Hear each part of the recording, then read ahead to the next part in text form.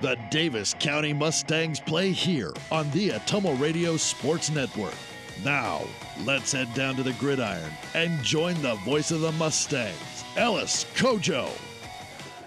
Week 5 is upon us. Welcome to Williamsburg, and we open district play on the Atomo Radio Sports Network on the road. It's the Davis County Mustangs versus the Williamsburg Raiders. You're listening to the Citizens Mutual pregame show. Call Sherry and Lisa for a free insurance quote. It's great to have you with us. I'm Ellis Kojo. I'm joined by Brad McCloskey and our producer, Corey Finch. Brad, the start of district play is almost like the start of a different season. What would be your approach? Well, again, after last week and after, again, a team that's still kind of finding its identity, they have to focus on them. They have to focus on, taking care of the football, trying to get some drives sustained on offense. You have to keep the ball out of Williamsburg's hands as much as possible this week. But they really just have to focus on their assignments, continue to get better at the things that they do if they're going to be successful later on down the road, because there are some wins coming up on the schedule. Mm-hmm. Tonight's going to be a tough chore. But, again, all you can handle and all you can really focus on is taking care of your job and your responsibility every single down. Coming up next, we'll take a closer look at the Davis County Mustangs. They're looking to bounce back after a tough loss last week to Pekin. You're watching Mustang Football on the Atomo Radio Sports Network. Go Mustangs! Go Mustangs! Go Mustangs! Go Mustangs! Go Mustangs! Go Mustangs! Go Mustangs! Go Mustangs! Go Mustangs! The Davis County Mustangs would like to thank the community for their continued support.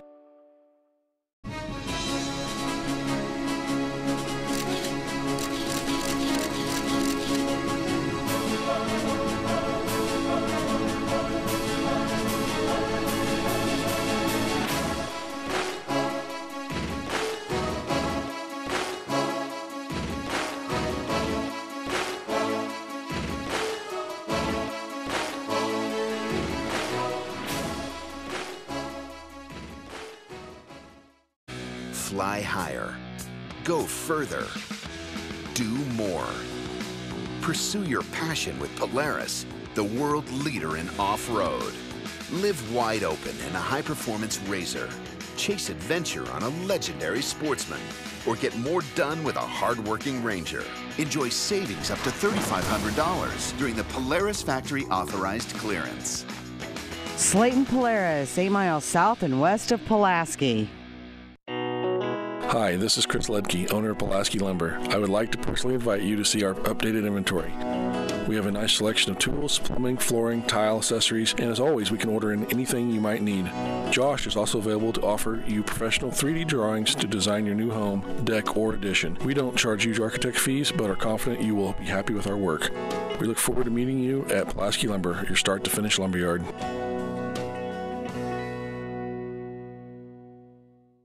The busy farming season is here, and Nutrient Ag Solutions in Bloomfield is the best place to go for all your seed and fertilizer needs. They're focused on one thing and one thing only, providing their customers with the best products and services to grow the best crops possible. Farmers call them today for liquid and dry fertilizers, starters, small seed, and corn and soybean seed. They also offer crop protection chemicals and custom application. See why other area farmers are turning to Bob Lawson and the staff at Nutrient Ag Solutions in Bloomfield, where results in your field are always their first concern.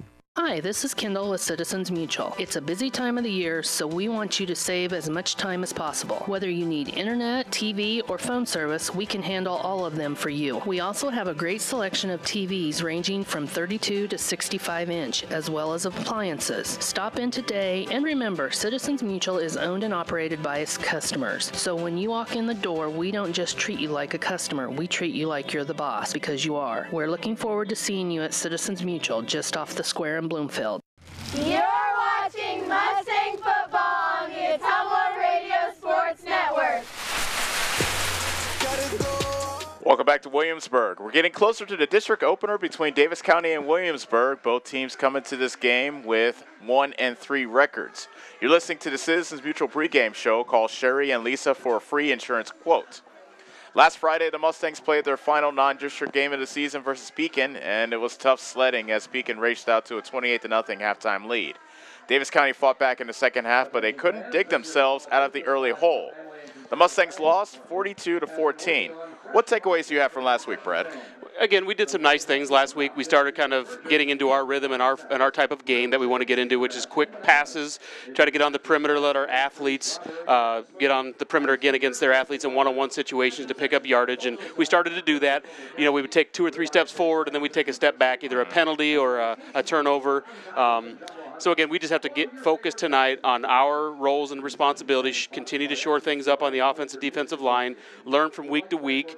We have some tough opponents that we've encountered to this point. Tonight's going to be a tough opponent as well. We just have to really preach, I'm sure the coaches are, focus on your responsibility every single play, and some good things will happen. Brad, since Davis County fell behind early, they had to throw the ball a lot, especially in the second half. Head coach Ken Anderson asked his sophomore, Carson Mader, to throw it 35 times. And give him credit, Mader did not commit a turnover, and he was able to throw a pair of touchdown passes, one to Carson Zittler, one to Caden Glosser. What did you see out of Mader last week?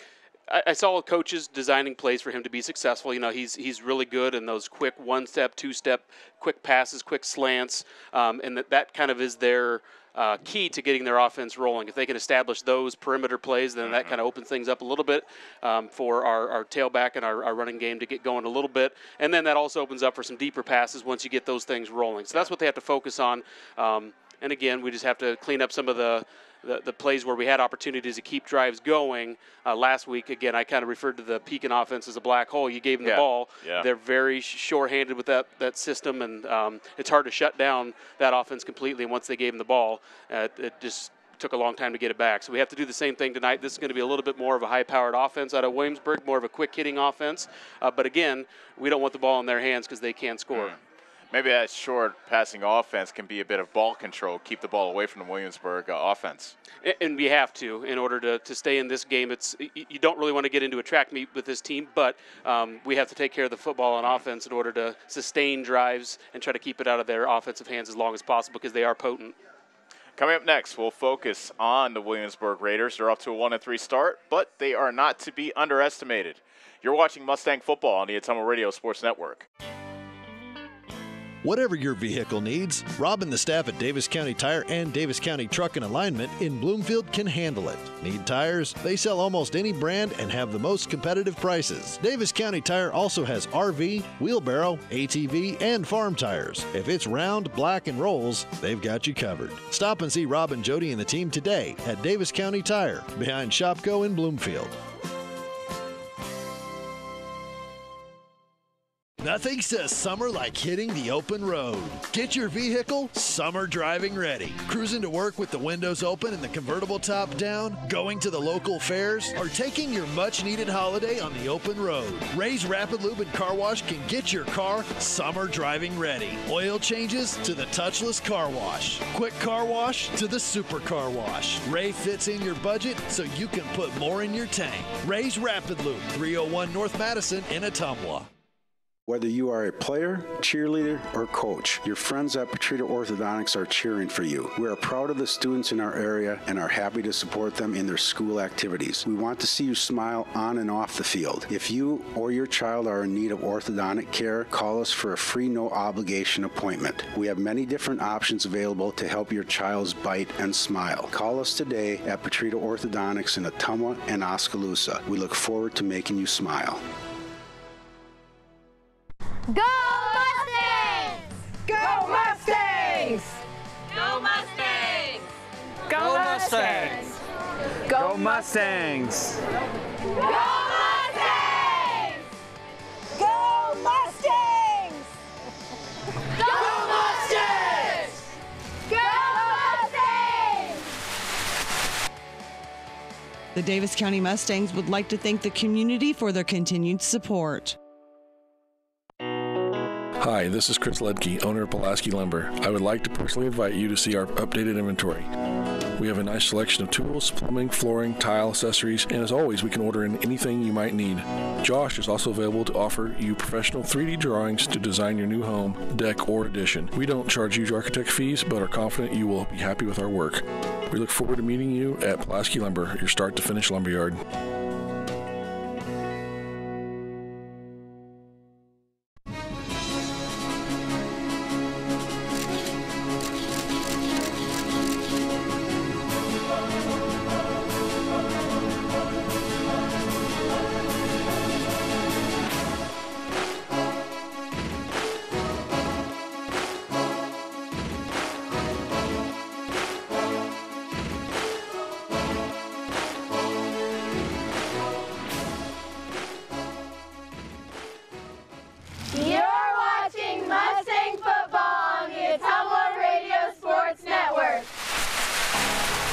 Everything good, but it ain't sweet. Back to Williamsburg. We're moving closer to the kickoff between the Davis County Mustangs and the Williamsburg Raiders. This is the Citizens Mutual pregame show. Call Sherry and Lisa for a free insurance quote. Williamsburg enters tonight's matchup with a record of 1-3. After winning their opener at West Marshall, the Raiders have dropped their last 3. It feels like history repeating. I may not blame you because last year Davis County and Williamsburg met in Bloomfield and the Raiders had a 1-3 record. They proceeded to blow out Davis County by a final score of 50-7.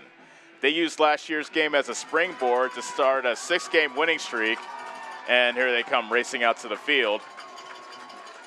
You can't get more American than that, racing out the American flag. But they've made it all the way to the playoffs. And Brad, you're familiar with Iowa football and tradition of Williamsburg. They're well known.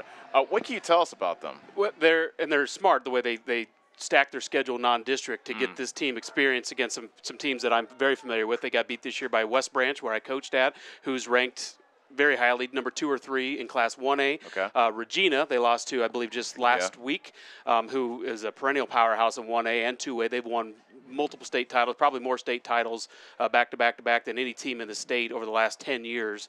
And then Western Dubuque, who I know either was in the Dome last year and won a state title or was in the championship game, I believe, in 3A. So they have – their record does not indicate at all what type of football team, what kind of tradition they have. They do that on purpose, so it keeps their players humble, keeps them hungry, and they are a good football team. So with that scheduling, once you switch and go to district play, what does that do for them? Well, they can now start, playing some teams that aren't as rich in history and also aren't as rich in talent in some cases or in depth. So they'll start building, tonight's going to be a tough matchup for the Mustangs because of just the history that this program has. But, they'll start stringing together some wins and then go into the playoffs feeling really confident about who the teams you played and lost to early. Yeah. And they did the same thing last year, and they went into the playoffs very confident and got beat in the quarterfinals last year, as we just saw a little bit ago. Yeah, that's right. They lost to West Marshall to open the season last year, and then they won 6 in a row to make the playoffs.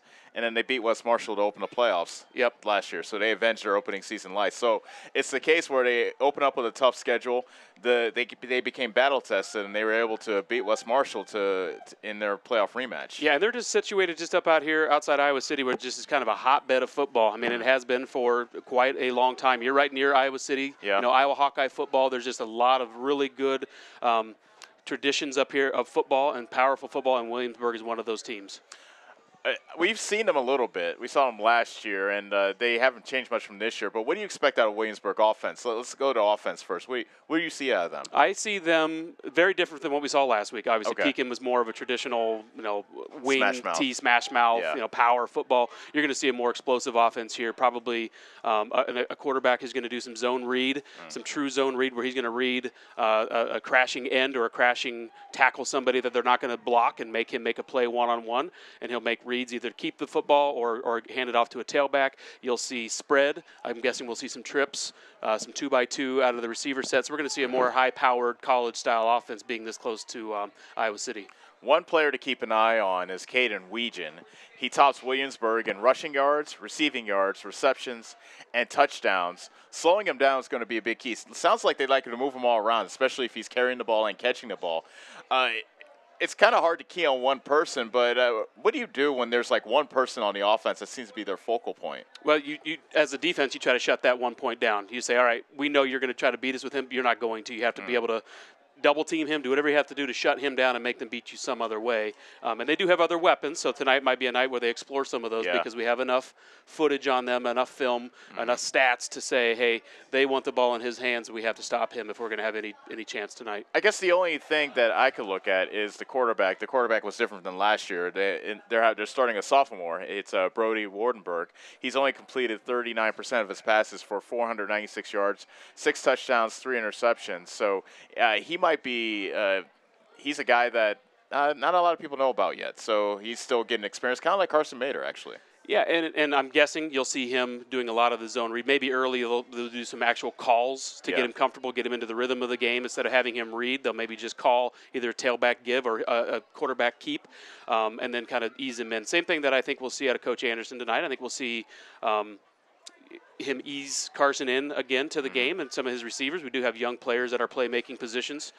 Ease them into the game a little bit with some of those quick hitting, confidence building plays, and then maybe open it up a little bit. But you never know. He's got some tricks up his sleeve too. We saw that last year. Anderson likes to build from week to week to week and not show too much, and kind of see if they're ready for big explosive plays right out of the gate. That's a great point you just brought up, because there's usually one play a game where you go, you know what, I did not see that formation before. Yeah, and we have coaches that have a tremendous amount of experience in our sideline, so we don't want to shortchange their ability to call plays and make adjustments as the game goes on. So they have some tricks up their sleeves. They're not going to show their hand too early. We're into district play now, so every week we're going to show a little bit more, and they'll get a little bit better at every position.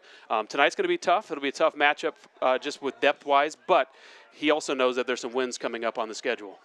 Coming up next, we'll offer our final thoughts before kickoff. Davis County versus Williamsburg is coming right around the corner on the Ottumwa Radio Sports Network. Fly higher. Go further. Do more. Pursue your passion with Polaris, the world leader in off-road. Live wide open in a high-performance RZR. Chase adventure on a legendary Sportsman. Or get more done with a hard-working Ranger. Enjoy savings up to $3,500 during the Polaris Factory Authorized Clearance. Slayton Polaris, 8 miles south and west of Pulaski. Hi, this is Chris Ledke, owner of Pulaski Lumber. I would like to personally invite you to see our updated inventory. We have a nice selection of tools, plumbing, flooring, tile, accessories, and as always, we can order in anything you might need. Josh is also available to offer you professional 3D drawings to design your new home, deck, or addition. We don't charge huge architect fees, but are confident you will be happy with our work. We look forward to meeting you at Pulaski Lumber, your start-to-finish lumberyard.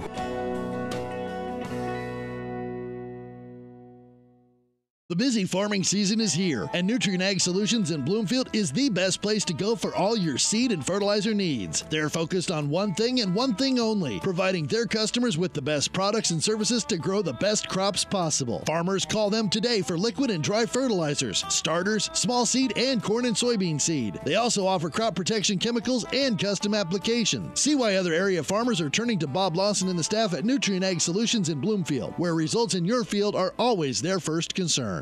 Hi, this is Kendall with Citizens Mutual. It's a busy time of the year, so we want you to save as much time as possible. Whether you need internet, TV, or phone service, we can handle all of them for you. We also have a great selection of TVs ranging from 32 to 65 inch, as well as appliances. Stop in today, and remember, Citizens Mutual is owned and operated by its customers. So when you walk in the door, we don't just treat you like a customer, we treat you like you're the boss, because you are. We're looking forward to seeing you at Citizens Mutual, just off the square in Bloomfield.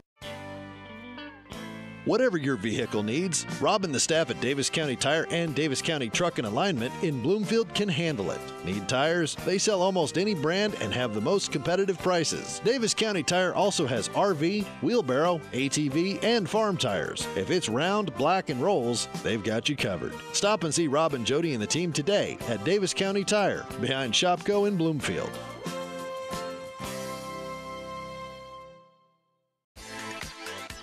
I'm Karsten. And I'm Callie. And we are the Neebs Girls. We would like to personally invite you to our parents' new store on the south side of the square in Bloomfield. Stop in and have them make you a custom shirt, hat, banner, sign, or even your school mascot. They stay open late on Thursdays until 7.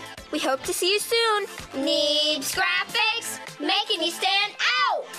Neebs Graphics, on the south side of the Bloomfield Square. At Dixon's Floors & More, we don't mind being different, as long as the difference is better. With hundreds of brands to choose from, including the largest manufacturers in the industry, we transform the volume of products we carry into lower prices for you. Don't start your project without starting at Dixon's Floors & More. Mention you saw this video and receive 5% off your entire purchase at Dixon's Floors & More in Ottumwa. Go Mustangs! Go Mustangs! Go Mustangs! Go Mustangs! Go Mustangs! Go Mustangs! Go Mustangs! Go Mustangs! Go Mustangs! The Davis County Mustangs would like to thank the community for their continued support. You're watching Mustang football on the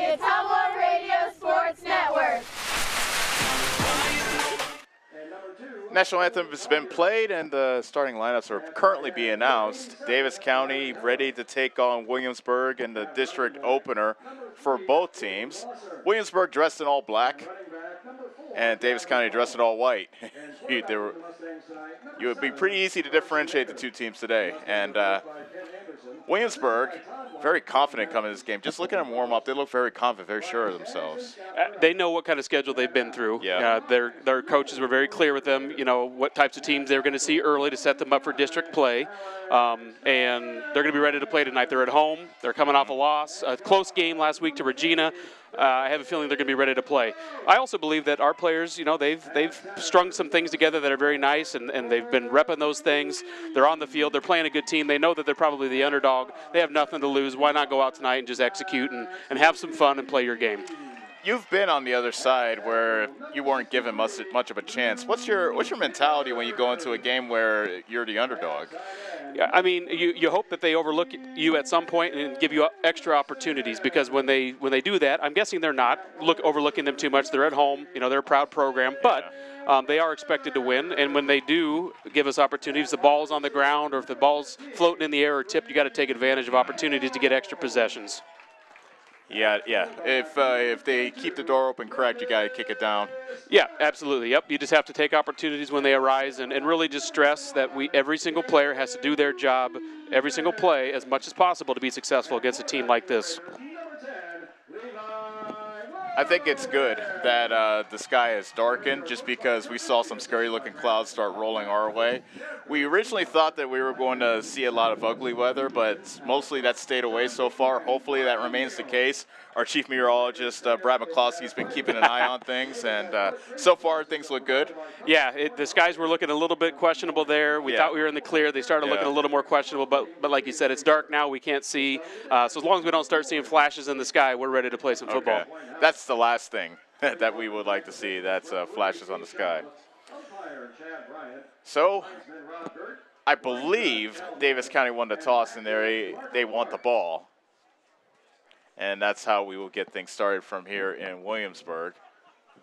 I always like when officials get together at midfield, and I don't know. You're official in basketball. Do you say anything to fellow officials you say, let's call a clean game? Let's not get anybody angry at us? Or the state releases things that just kind of keep you on your toes to remind you of the things that are emphasis. Okay. And so the lead referee tonight, he'll remind the guys of, hey, here's what we're looking for. Okay. And kind of give like a pump-up speech a little bit. Some guys do a little bit more than others. But, yeah, you just kind of remind each other of things that are a point of emphasis, and just make sure that everybody's on the same page with what kind of game we're going to call tonight. So instead of win one for the Giffer, is it ref one for Ed Hockey Lee? How does that go? Yeah, some guys do get pretty carried away with it, and you roll with it. And some guys are very passionate about it. Others are just more laid back. But when it comes to varsity football, when you see caliber of teams like this up here in this area of the state, especially, you take it pretty seriously. Cadence Kiesel has the ball teed up for Williamsburg. Back to receive for Davis County, Clay Collier, and Caden Glosser. A sizable or a very noticeable wind is blowing. It will be blowing from left to right, so it's at Williamsburg's back to begin this game. Yeah, and it looks like it's swirling a little bit too. It's kind of, as the weather's transitioning here, we have some clearing skies. There's a kick by Kiesel. It's a bouncer that comes down to Collier at the 5. Running to the far side, the 10, the 15. A shower of confetti comes flying through our booth. A flag is down, and Collier's out of bounds at the 25. That was very interesting. Yeah, confetti, a nice indicator where the wind's going. Right now, that was kind of blowing in our face, right in here in the press box. And again, indications that there's some swirling wind out there as the weather's still settling. So we'll check the flag, and it's holding against Davis County. Holding penalty against Davis County. Not the best of signs. Very first play of the game. Actually, not even an offensive play has been snapped. Already Davis County has been penalized. So first penalty against Davis County. So here comes Carson Mater.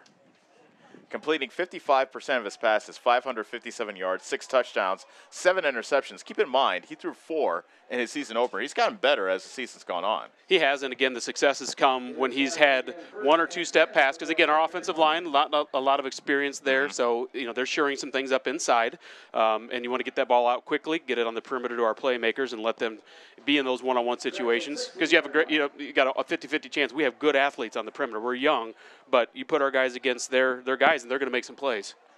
The drive starts at the Davis County 16.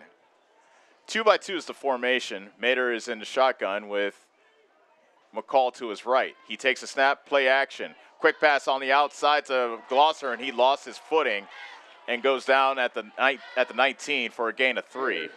Bigger part, he's down at the 14. That's a loss of 2. Well, just as we expected, quick hitters, ball out quick, get it on the perimeter. Just an unfortunate stumble, kind of started running a little bit. Great catch, went up to get it, just started running before his legs were ready and stumbled. 2nd and 12 from the 14. Davis County moving from right to left here in the first quarter. Just getting started from here in Williamsburg. A quick toss on the comeback route. That's Zittler catching it along the sidelines, turns it back up the numbers, gets across the 20 to perhaps the 21 for a gain of 7. And that'll make it 3rd and around 5. Nice play call there, nice design. Again, give 3rd and manageable instead of 3rd and long. I was going to say, I thought I saw some movement. And a fumble. No, it's an interception. Interception. And it's picked off, and that is a touchdown scored by Jalen Schropp. Although the flag is down, however. There was false start on the offense, so that one should not have, to me, should not even have been allowed to play because the receiver was not set. He was moving as the ball got snapped. It should have been a dead ball. We'll see about the flag. Should have been a false start. Illegal motion. Illegal motion. Okay, so they he was definitely going forward, which is interesting because probably should have been false start on that one, which would have been a good break for us in the now looking backwards, but they called illegal motion, which is interesting and unfortunate. Yeah, an interception return for a touchdown by Jalen Schropp is our first score of the game. It was a 22-yarder. In to kick the extra point is Cadence Kiesel. Austin Burns is the holder. And the kick is away and good. 10:48 remaining in the first quarter. And Williamsburg gets on the board first with their defense. A 22-yard pick six return for a touchdown by Jalen Schropp has them ahead 7-0 on the Ottumwa Radio Sports Network.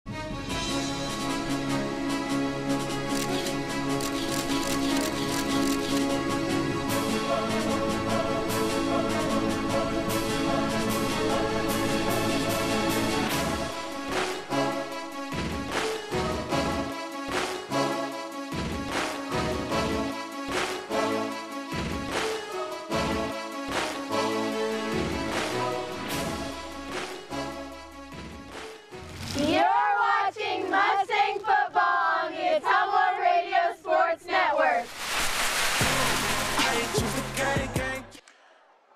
An interception return for a touchdown by Jalen Schropp of Williamsburg is our opening score of the game. 7-0 Raiders over Davis County.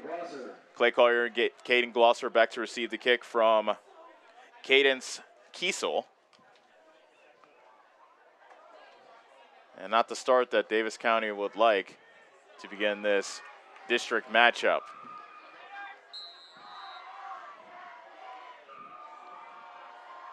Kiesel looks over his teammates, puts boot to leather. A high pop-up kick, running up and letting it bounce. It goes over his head and into the end zone. A fortunate bounce for Clay Collier. As he played a dangerous game letting that one bounce, but it worked out for him. It's a touchback. Davis County starts from their own 20. Yeah, better starting field position, and we definitely have got to execute better than we did on that previous offensive play. And what happened was the offensive receiver on our side of the field did not get set. He was actually moving forward and kind of stopped because he saw the penalty flag go up. Sure. Didn't get at all into his route. Carson was expecting him to do a quick hitch.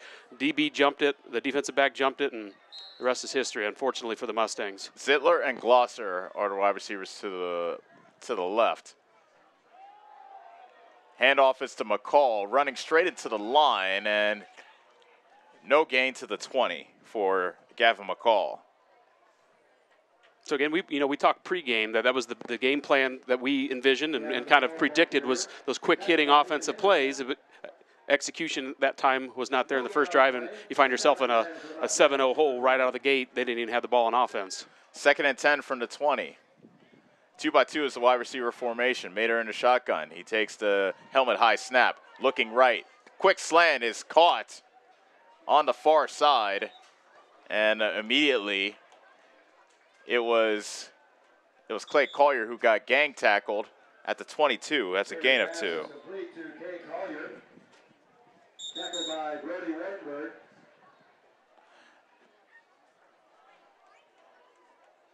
Whistle stops play, and yeah, I didn't even see the penalty flag. I didn't either. But there's a flag down, and it's against Williamsburg. They're marching off the penalty against Williamsburg, a 5-yard face mask against the Raiders. There's the official clear on the far side of the field. I was looking for him to signal, and eagle eye saw him.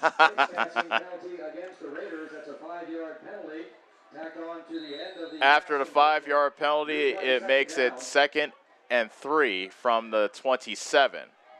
Handoff, McCall running to the right side, running room at the 40, and he goes to the 44-yard line as I revert back to puberty. Sorry about that. Oh, that was just excitement. That wasn't crackling. That was just excitement. Yeah, I will take that.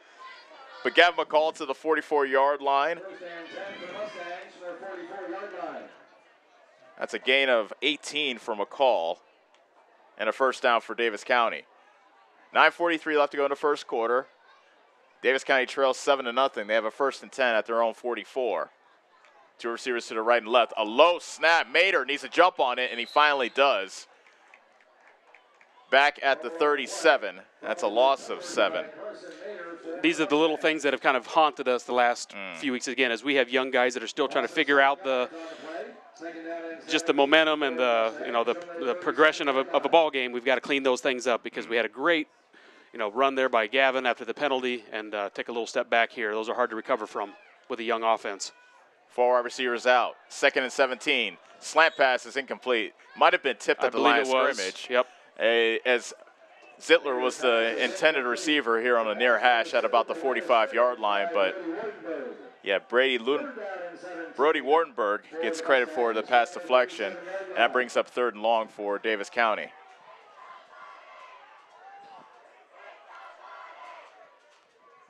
Trips to the left and 1 wide receiver to the right. Mater takes a snap, rolling left. Looking long, he throws it deep for Glosser, but it's out of bounds. At about the 30-yard line, Glosser ran out of bounds, and not much of a hope there to complete the pass.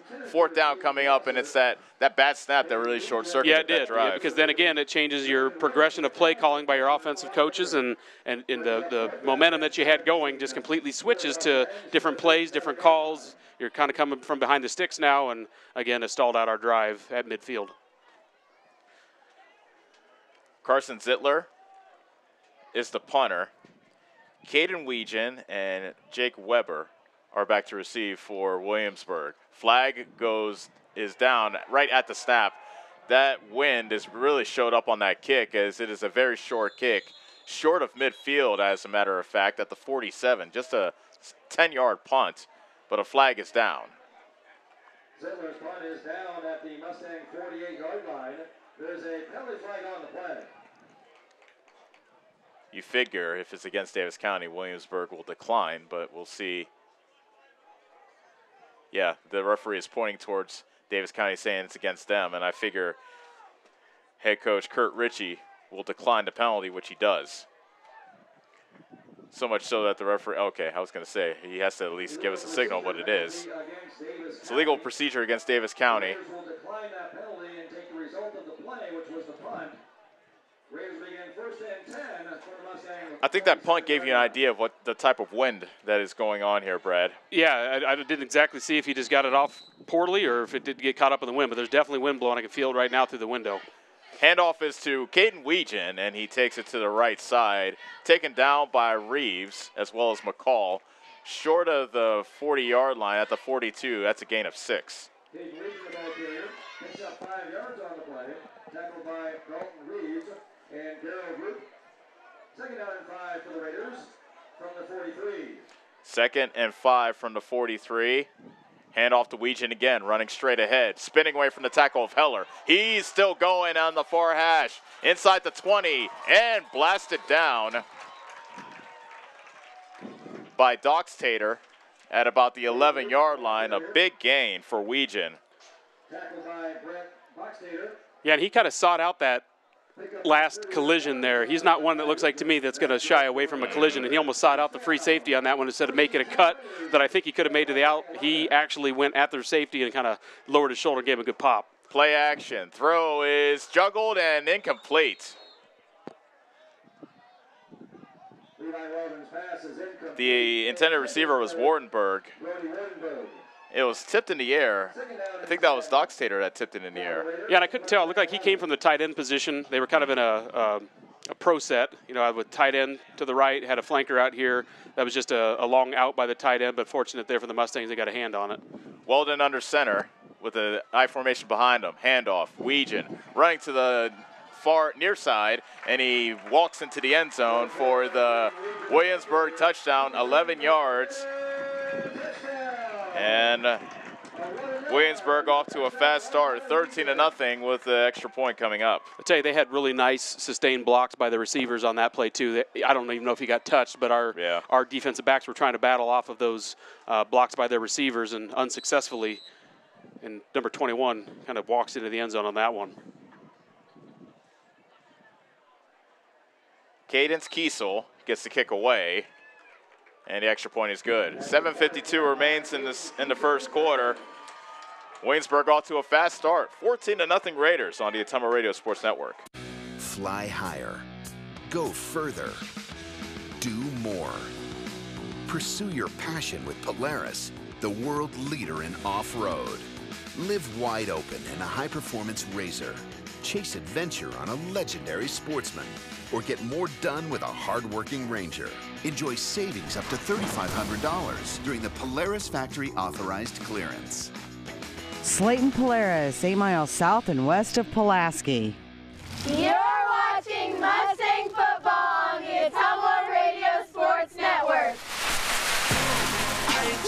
That was a quick 4-play, 44-yard drive, mostly featuring Caden Weegan, who had 42 of those 44 yards, and an 11-yard touchdown run by Caden Weegan, his 8th of the season, has Williamsburg ahead 14-0. 7:52 remaining in the first quarter. Yeah, and he looks to be an impressive running back. A lot of credit's got to be given to his blocking, you know, up front, and then on the perimeter as well for his receivers. But he definitely has the vision when he gets out in the open field and is not going to shy away from a hit. Like I said, he kind of sought out the free safety just to give him a pop, and I'm sure he's confident in his offense that they would get that one in, but impressive drive by the Williamsburg Raiders. There's the kick by Kiesel. It bounces in front of Glosser, and he grabs it at the 10, takes a shot from Austin Burns. And a lot of hesitation on that return. He only got it to the 15-yard line. Well, and it's not a really good thing when you see a lot of black shirts around the ball and a lot of white shirts kind of clustered together on our side of the field. So the blocking wasn't there and the protection wasn't there that time. So some hesitation by the Mustangs to get, you know, their hands or their pads on the Raiders defenders there. But they were swarming there on that kickoff. Zittler, Glosser, and Reeves are the wide receivers to the left. Collier is the lone wide receiver to the right. Mater is in the shotgun with McCall to his right. 1st and 10 from the Davis County 15. 7:47 remaining in the first quarter. Davis County trails 14-0 and slung down the backfield. That was Clayton Smith, who got taken down by Levi Weldon. Back for a loss and taken down for a loss of 2 back to the 13. And Williamsburg playing a defense that we play as well, a 3 down front as their primary defensive front with the linemen, and playing 3, 4, 5 guys in the box at the receiver, or excuse me, at the linebacker position, and then a zone out on our receivers. This time trips for the Mustangs on the close side of the field, as we call it. 7:13 remaining in the first quarter. Davis County trails 14-0. 2nd and 12 from the 13. Shotgun snap. It's to Mater. fires over the middle behind Caden Glosser at about the 25, and he took a shot for his troubles from Caden Grip. But just an off-target pass, incomplete pass, and 3rd and 12 coming up. Then the head referee actually signaled that it was tipped at the line of scrimmage on that one, so maybe that was what caused that to be a little bit behind. But Carson had good time there, so good job by our offensive line to give him longer than we've seen at some cases and a drop-back pass, but behind the receiver on that one for sure. 2 receivers to the right with 2 to the left. Clayton Smith is to the left of Mater. He drops back the throw.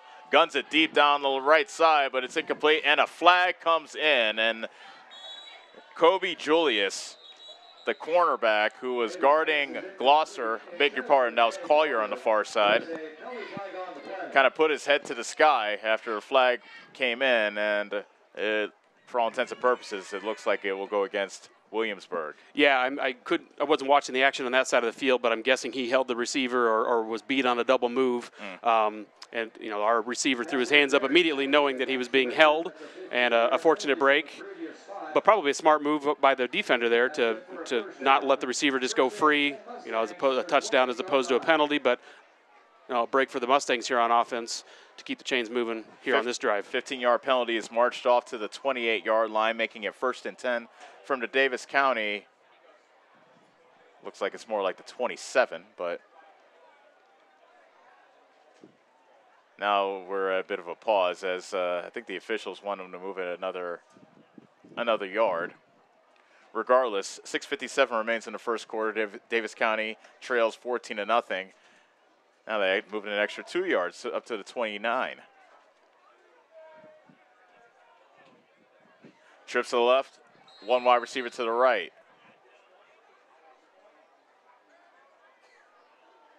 First and 10 from the 29. Mater hands it off to Smith. Tries to fight through a couple tackles. Maybe got a yard to the 30 before he's taken down. In on the stop was Austin Burns of Williamsburg. They've got quite a few guys stacked in the box, so they're either going man-to-man out here on the perimeter, but I do see a free safety, so a man-free look, but they have 8 guys in the box, so it's going to be tough sledding for a little while running the ball until we can establish something in our passing game. Zittler and Glosser are the wide receivers to the left. Heller and Collier to the right. Mater claps his hands, gets a chest-high snap, looking right, guns it, incomplete. He skipped it in to Collier, who was running a comeback route on the far sideline at about the 35. And 3rd down coming up for Davis County. So Mater being a little bit off target in his passes here in the early going. Yeah, and you said the injury that he sustained last week on the last play of the game was to his throwing hand, so you wonder if he's still kind of getting comfortable with that, especially with that middle finger. As a quarterback, that middle finger really directs that spin of that ball a lot coming off the hand in those passing situations. 3rd and 9 from the 29. Davis County goes with the same formation as the previous play. 6:19 left to go in the first quarter. Davis County trails 14-0. Blitz coming. Mater goes down inside the 25 at the 24. A loss of 5. It was Brody Wardenberg as well as Lucas Spratt that got in on him and brought down the quarterback Mater. 4th down coming up for Davis County. I didn't see what kind of stunt they had on there, but they only had 5 guys coming at pressure, so 3 down linemen, 2 linebackers, because all of our guys were outspread, so they had to honor the spread that we had there on offense, but effective nonetheless for the Raiders. Zittler punting for the 2nd time tonight. A low snap, but he corrals it. Let's go the punt, and this one's a bit better in his first effort. Bouncing at the Williamsburg 45 and touchdown at the 47. That's where that's where Williamsburg begins their 2nd possession of the ball game. The opening score was a pick 6 as Jalen Schrupp took an interception 22 yards for a touchdown. 2nd score was an 11-yard run by Caden Weegan to make it 14-0, and now Williamsburg, with that 14-0 lead, takes over at their own 44. This is the first 46, I should say. This is the first snap in Williamsburg territory today. Flag before the play starts.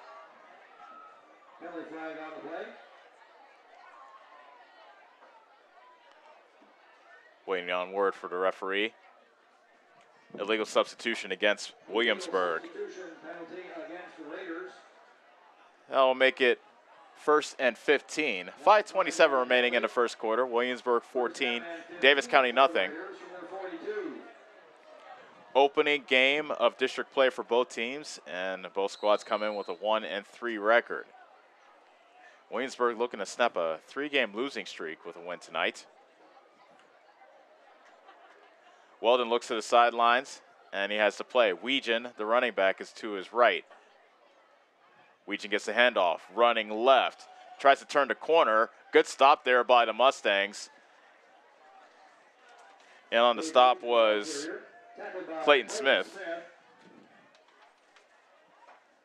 Yeah, nice job there on the perimeter by our defense to string that one out, let our pursuit get to the ball. Good initial stick by Smith, and somebody cleaned it up. I couldn't tell if that was our corner or there was somebody else in on the play. I'm sorry we missed the number on that, but definitely the initial stick was by 27 Clayton Smith. So good job on the perimeter there on the sweep to the tailback of stringing that one out. Gain of 3 for Weegan.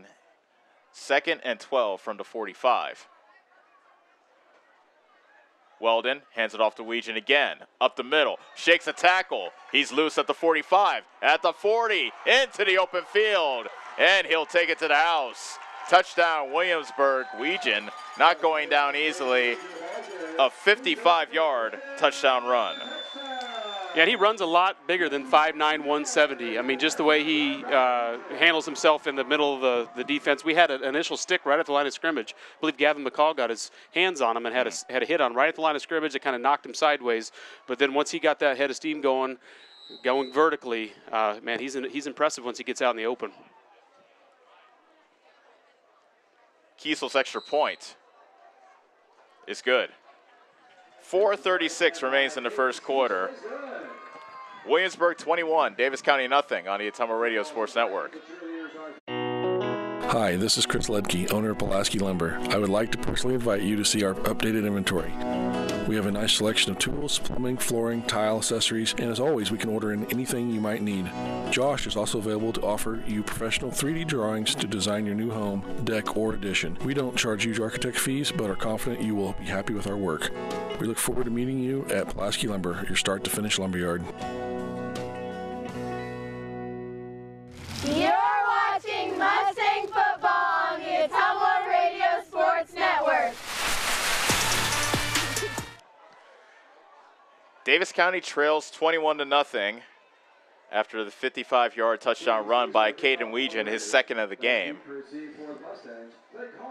Clay Collier and Caden Glosser are back to receive this kick from Cadence Kiesel. Say that a few times fast. I know. It's been a tongue twister this entire game so far. Davis County getting set to have their hands on the ball for the 4th time already today. And here's the kick by Kiesel. A high pop-up. Comes down to Collier at the 11. Running to the far side of the field. Going sideways, however, and not able to turn the corner, although he does shake a tackle. Now coming back to the near side at the 15, at the 20, tries to pick up a couple blockers, cuts back at the 30, and down at the 33. So he made a little something out of nothing there, Brad. Yeah, he did. And I'll tell you what, our offense, or excuse me, August offense in that situation, our front line did a much better job of making the initial contact. You know, they dropped back to get in good position to at least create a wall and slow their guys down a little bit that time, got some hands on some people. He broke a tackle, came back all the way across the field to get quite a bit of yardage out of what looked like not a whole lot on the far side of the field. So good job by the return team on that one. Great individual effort by Clay Collier as well. Collier's on the sideline. He wants to he's taking himself a bit of a breather. He ran about 50 yards. Yes, at least, across the field. Across the field. 1st and 10 from the 33. 2-by-2 is the formation for Davis County. Snap back to Mater. He's back to throw under pressure, and down he goes. Back at the 25-yard line, a loss of 8. So Draven Williams, I didn't even see where he came from, so he must have been either in the ground or really low because he kind of grabbed Carson by the ankles on that one. Carson didn't even see him coming. I just thought Carson tripped over something, but there was Draven Williams, number 81, was actually on the ground. either very low in his stature or was crawling, but got Mater around the ankles and was able to bring him down. Went to stealth mode too. Yes, he did. I didn't actually see him coming in there, but he get that sack. He went under the radar. 3:40 remains in the opening quarter. Davis County trails 21-0. Second and 17 from the 26. They try to set up a screen, and Mater throws it down the field over to the far sideline, and it's caught at the 35-yard line. That's a gain of 9. And a flag down over by the quarterback. Flag. A very late flag. So Collier, no, beg your pardon, that was Heller that caught the pass at the 35-yard line. Give him credit for a 9-yard catch. There is a flag on the back end over by the quarterback, and we're waiting to see what the ruling from the referee is. Personal foul, roughing the passer against Williamsburg. That's one of the latest flags I have ever seen. That was. I don't know if the official was processing first to make sure that the quarterback wasn't injured, if that was what he was initially thinking, but the flag came out very late after a nice job of scrambling by Mater to his right. Good job keeping his eyes downfield, found an open target in Heller for a good gain, but with the penalty, a really nice gain.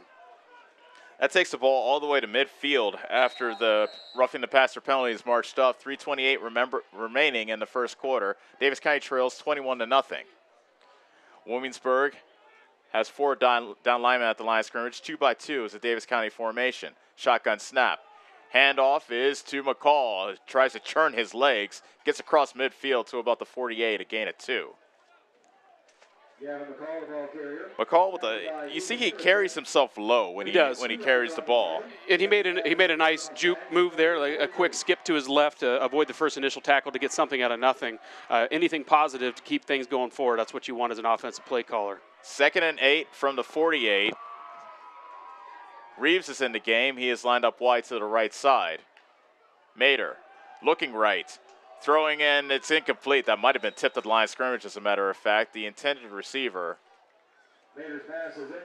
was Tyler Ball.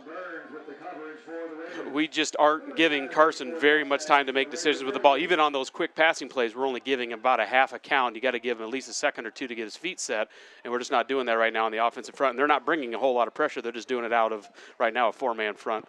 3rd and 8 from the 48. Mater rolling left. Looking for a receiver. Instead, he's going to try to run with it, and he gets pushed out of bounds right at the line of scrimmage by Levi Weldon. No gain to the 48. And that brings up 4th down and 8 for the Mustangs of Davis County. And here comes the punt team. So a couple of promising plays, but the drive bogs down. And Carson Zittler will look to pin Williamsburg deep. Back to receive is Caden Weegan. Snap to Zittler. He gets it away. It's almost blocked, but it's a low spiral. Bouncing at the 22. Scooped up by Weegan. He's at the 25, the 30, and taken down by Doxtator right at the 30-yard line. Maybe it'll give him progress to the 31. Well, we're fortunate to get anything out of that one. That one was very close to being blocked. So a good job by him, by the punter, to get that off quickly and get that down. And pretty good job by our coverage on a dangerous return man in 21. He's been called many times tonight, and get him down at their 30-yard line. Now Weegan splits out. He's been the running back this entire game, but now Burns is lined up deep in the tailback form as a tailback in the I formation. Weldon takes, turns, and it's a play action. A blitz coming, and he goes down back at the 25-yard line, a loss of 6. Caden Hill takes him down. They decide to pass for the first time, and Davis County is ready. Yeah, beautiful open field tackle by Hill there on that play. Again, I didn't exactly see where he was lined up. I'm guessing the safety position. He just made a good read, downhill play, and maybe out of the linebacker position, smacked him out in the open field. Great play by him. 2nd and 16, and it's a big hole for Burns up the middle. He fumbled it, and there's a ball loose at the 45-yard line. Mustangs have that ball, too.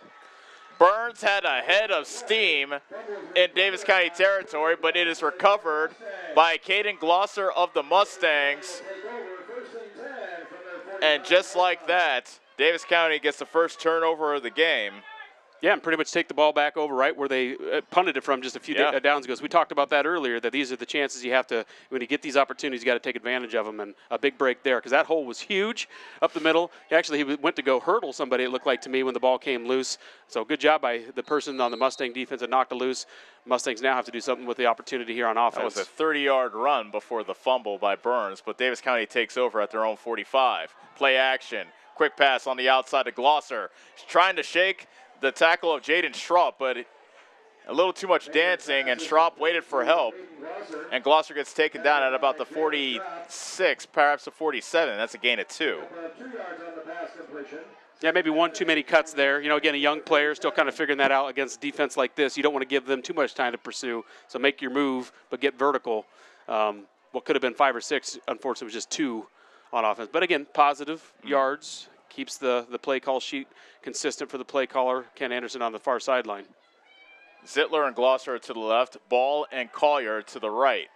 Throw to the right is incomplete, off the hands of Glosser, who was running a post pattern at about the 40-yard line, and just a straight-up drop there by Collier. I think that was Collier, yep, number 2, Collier.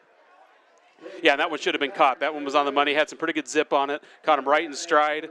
You know, I think you as a receiver, kind of expecting a big hit on those slant routes sometimes, but you got to look it in. That one, good pass by a missed opportunity, but a good ball by Mater. Under a minute left to go in the first quarter. Davis County trails by 21, and the pass is incomplete. Looking in the flat, that was Mater looking for Ball at midfield. It was tipped away by Burns, and that will bring out the punt team. So Davis County can't take advantage of the fumble by Williamsburg, and out comes the punt team. You know, we talked about it last week, just little things, a missed slant, a good ball by him, just a little tiny missed opportunities. But if we can control the field position at least, maybe slow down their offense a little bit, you can kind of chunk away those yards over the next quarter, maybe get something out of it later. Ziller puts a boot to it. Low line drive. Bouncing in front of Weegan. He scoops it up at the 20. Running to the near side at the 30. Shakes a few tackles and gets taken down at the 35. Weegan's very shifty. And finally, that was Tyler Ball that was able to take him down. Yeah, he's got good field awareness. I mean, he sees the player on defense coming at him. You know, we've seen a couple stiff arms out of him, a couple moves to the left and right, so good vision, just a good body sense, good awareness by him. To this point, seems like a pretty complete player who's now split out at the receiver position yet again. First and 10 from the 35. 40 seconds remain in the opening quarter. Williamsburg 21, Davis County nothing. Burns is the tailback in the I formation. Play action. Weldon the throw, looking deep for Weegan, and he tried to make the one-handed catch over Zittler, but it's incomplete. He almost was able to bring that in, but good defense by Zittler at the 30-yard line of Davis County.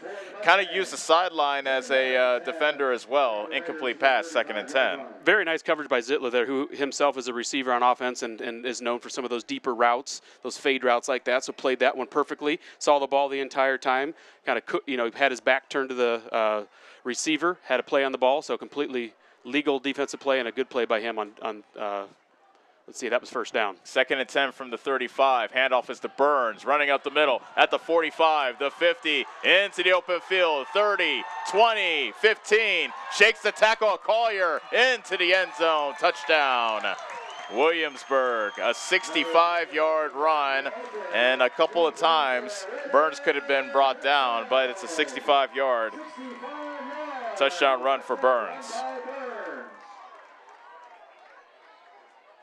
Yeah, he has good speed as well. I don't know if he has quite the speed that their player number 21, help me with the name, Weegan has, but again, good speed there. Another real big hole up the middle that I think either you or I could have run through on that one, and a race to the end zone. Kiesel's extra point is good. This has been a very long, and if you're a Davis County fan, a very painful first quarter. 20.7 seconds remain, 28-0. is the Williamsburg lead on the Atama Radio Sports Network. Hi, this is Kendall with Citizens Mutual. It's a busy time of the year, so we want you to save as much time as possible. Whether you need internet, TV, or phone service, we can handle all of them for you. We also have a great selection of TVs ranging from 32 to 65 inch, as well as appliances. Stop in today, and remember, Citizens Mutual is owned and operated by its customers. So when you walk in the door, we don't just treat you like a customer, we treat you like you're the boss, because you are. We're looking forward to seeing you at Citizens Mutual, just off the square in Bloomfield. You're watching Mustang football on the Atama Radio Sports Network. It has been all Williamsburg here in the first quarter. 28-0 is our score. An interception return for a touchdown. A pair of touchdown runs by Caden Weegan. And a 65-yard touchdown run was our last score by Austin Burns. And that has Williamsburg up 28-0 on Davis County. Yeah, they have a few weapons, and they use their weapons well. They'll mix in those different heavy hitter, big quick plays, and just have some speed. Once they get out in the open, they are likely not to be caught. Caden Kiesel has the ball teed up as he's set to kick it away. Low bouncer, gets away from the up back, still loose, and finally Collier falls on it at the 19-yard line. Sometimes you can't tell which way a ball's going to bounce, and that almost was disastrous for Davis County. Good job by Collier getting on that ball. That's where the Mustangs will begin 1st and 10. Davis County has already had the ball. This is their 6th possession of the game, and we're not even out of the first quarter yet.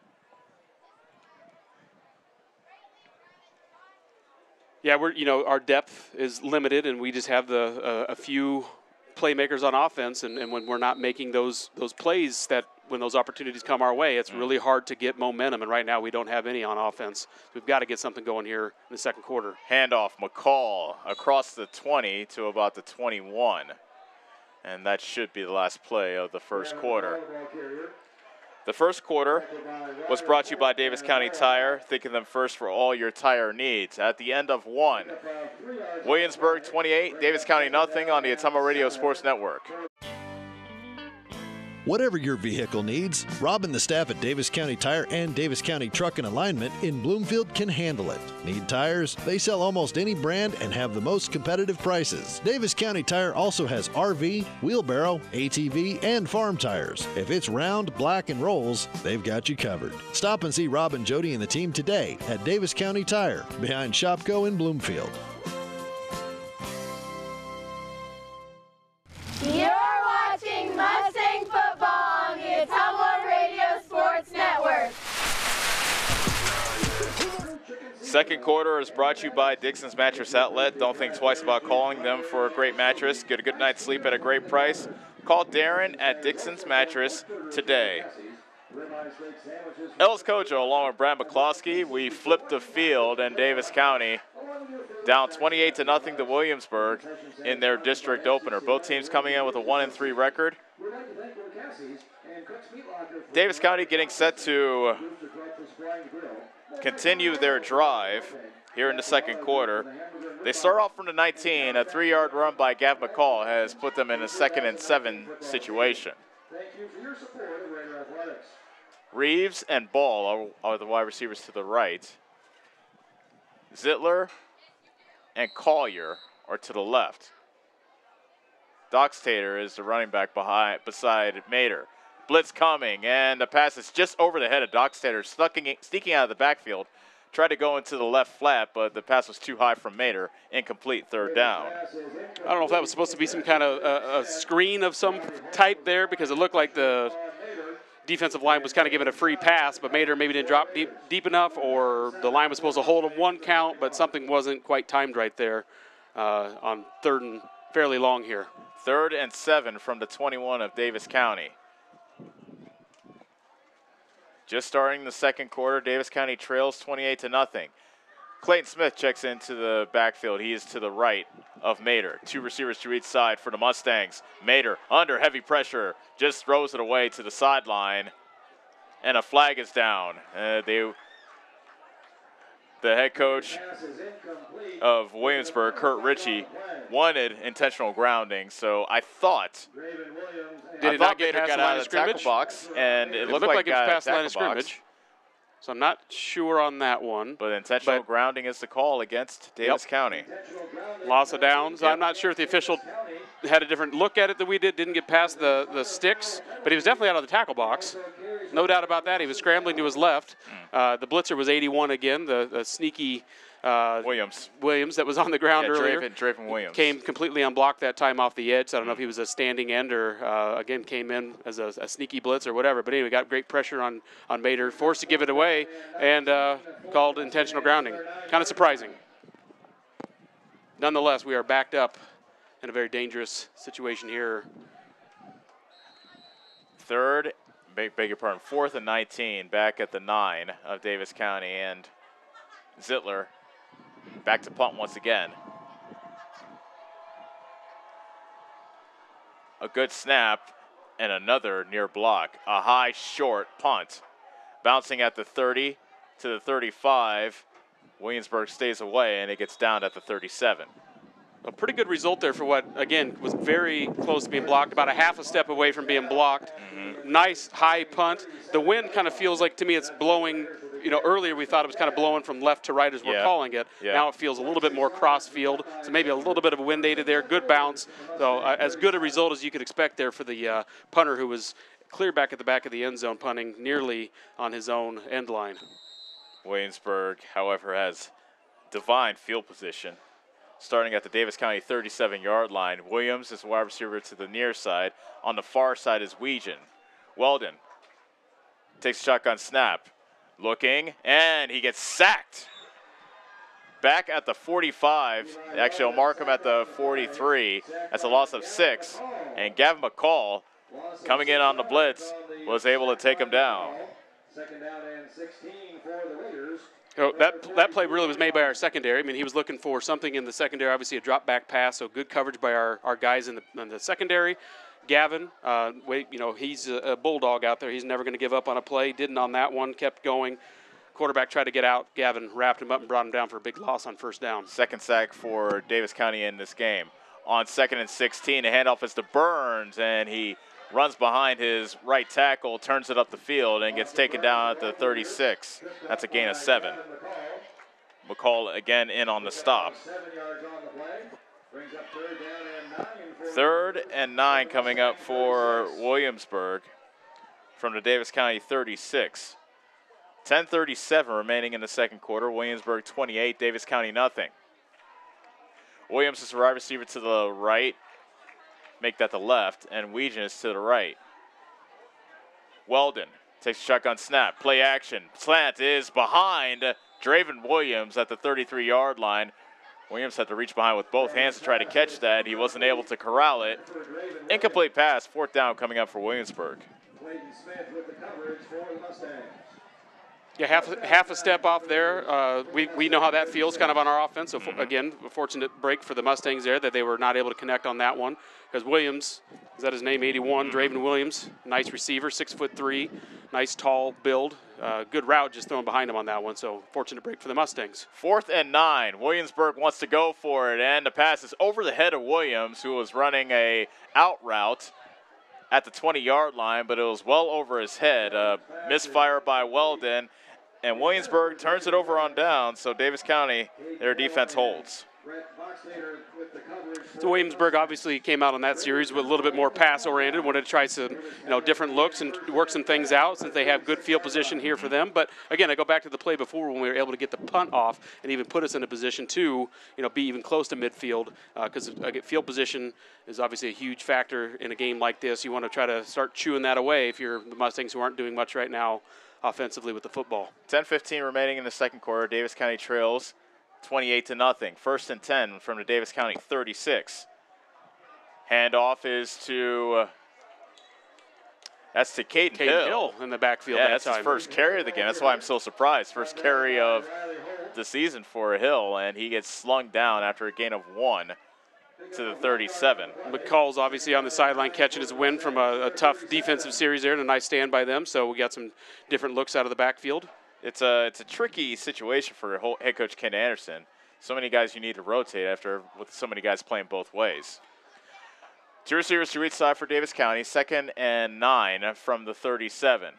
Mater takes a helmet-high snap, drops back to throw, has a little bit of time, fires. Nice catch on the far hash. And turning it up the field, that was Carson Zittler at the 50. That's a gain of 13 and a first down for Davis County. Yeah, Carson kind of snuck one in there. They had a linebacker in coverage. Had a secondary, looked like a corner in coverage also. So Carson able to kind of thread the needle on that one right between those. Nice play, move the chains. They move quickly. Handoff is to Caden Hill, who gets taken down at the 40. Beg your pardon, Clayton Smith makes the carry to the 46 for a gain of 4.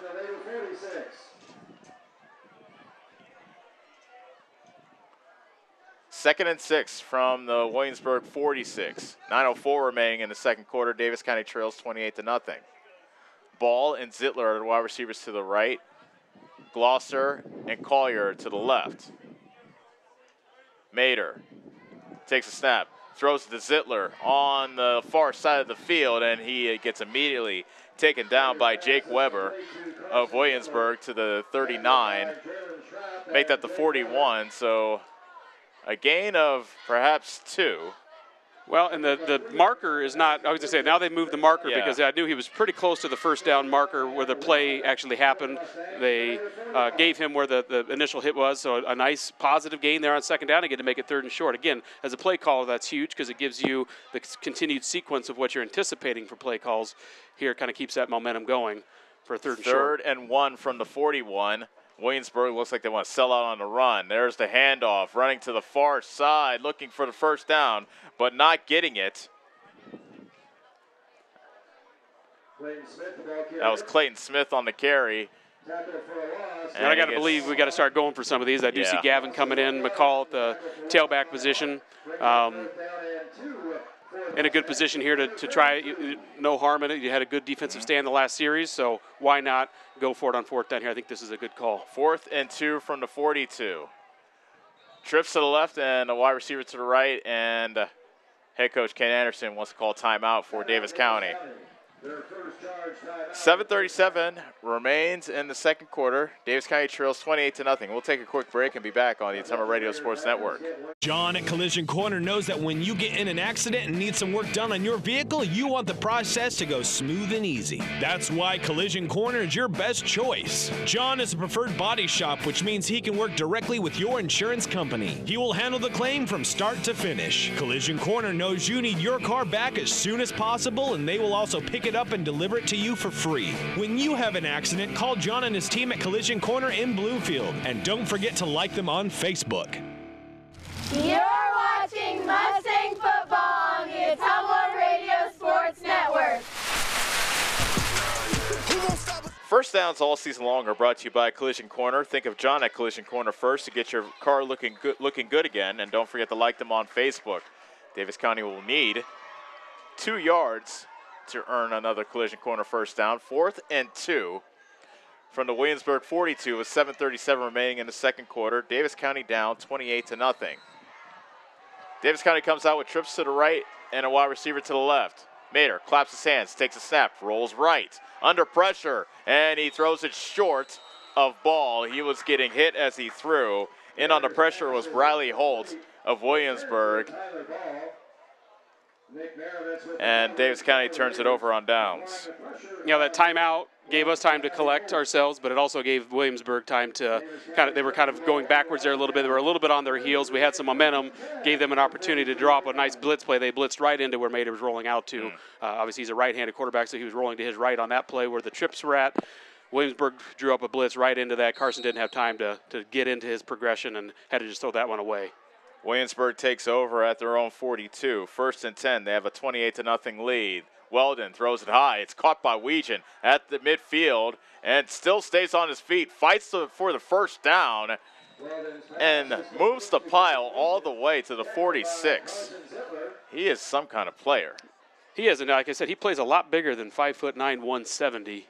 I know that's what he's listed at, but he's just a strong kid. You know, when he's got the ball in his hands, he's kind of lowers his center of gravity, and that time carried 3 or 4 guys with him for the first down. So yeah, he's a versatile player as well. He's out at receiver here again on the closer side of the field, as we call it. Been in the tailback position and also returns punts. First attempt from the 45. Burns takes a handoff, running to the near side, turns the corner. Reeves was able to make the tackle around the 43-yard line. Beg your pardon, make it the 37. That's a gain of 9 for Burns. Good pursuit by Dalton Reeves to chase him down, but Burns still managed to get 9 yards out of that. Yeah, with this high-powered offense, we can afford to bend a little bit. We just can't let them in the end zone here before halftime, if at all possible. Looking to throw, rolling right. Now he runs, and he angles his way out the sideline at the far side. Looked like he was short of the sticks, a gain of 1, and it'll be 3rd and short coming up for Williamsburg. So you can tell offensively Williamsburg definitely trying some different things here because, again, they know that there's going to be some teams down the road that are going to match them maybe a little bit better than we have so far in this first half. So they're going to have to work out some things as well because they're coming into this game 1-3. So they know they have to work some of these plays out for future games and try to get on a run like they did last year. Alex Redden's checked into the game. He's a wide receiver to the near side. Weldon looking to the way of Redden, and he throws it almost to right into the breadbasket of the safety Glosser. Glosser had a better shot at catching that than Redden at about the 25, but it's an incomplete pass and a 4th down coming up. Yeah, I don't know if Redden just disrupted the vision just a little bit with his hand if it got tipped, but the way that Glosser's reacting, he knows he probably should have had that one and a break that he missed on that one and wishes he had back, I'm sure. I've been there. Turnovers have been 1 to each side. Davis County threw an interception for a touchdown in the opening drive. Williamsburg has lost a fumble on 3rd and 1 and first down for Williamsburg. Lucas Spratt, the fullback, gets his first carry of the game to the 22. Again, a 14 for Spratt. Yeah, and that was just a straight dive. Again, they had the I formation there out of a pro set. Just power football on that play to get a first down. Good carry by him on just a fullback dive. Redden is a wide receiver to the left. Weegan, who has 2 touchdowns already today, is lined up wide to the right. Burns is the tailback. Play action. Walden rolls left, fires, almost intercepted near the goal line. That was Caden Glosser dropping his 2nd interception of this drive. That one would have been a pretty good catch because he was his footing was going out from underneath him. He was kind of sliding, so his legs were ahead of him. He was, again, a play he probably should have made, but that would have been a better play had he made it than the first one that he missed. And again, in position to make a play. If they keep picking on him, I think he's going to get one of those. But that would have been a fabulous play had he made it because his feet were kind of going out from underneath of him. But they're giving us some opportunities for sure on this drive. A ball's on the ground there, and but Weldon still was able to get it over to Burns, hand it off to Burns, I should say, and he bashes his way inside the 10 to the 9. A gain of 13. In what looked like a disastrous play, Burns was able to make something out of nothing. He's fast, too, just like Weegan.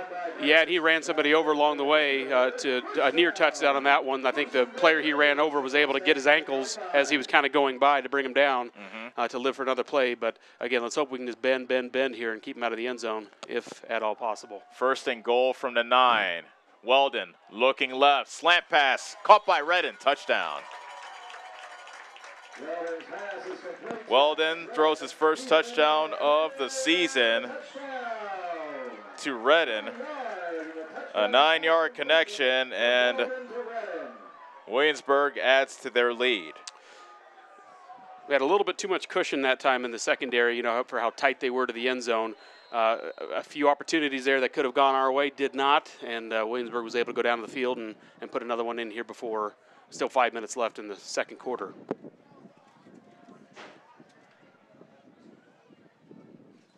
That's the first touchdown caught by Redden, and the extra point is good by Kiesel.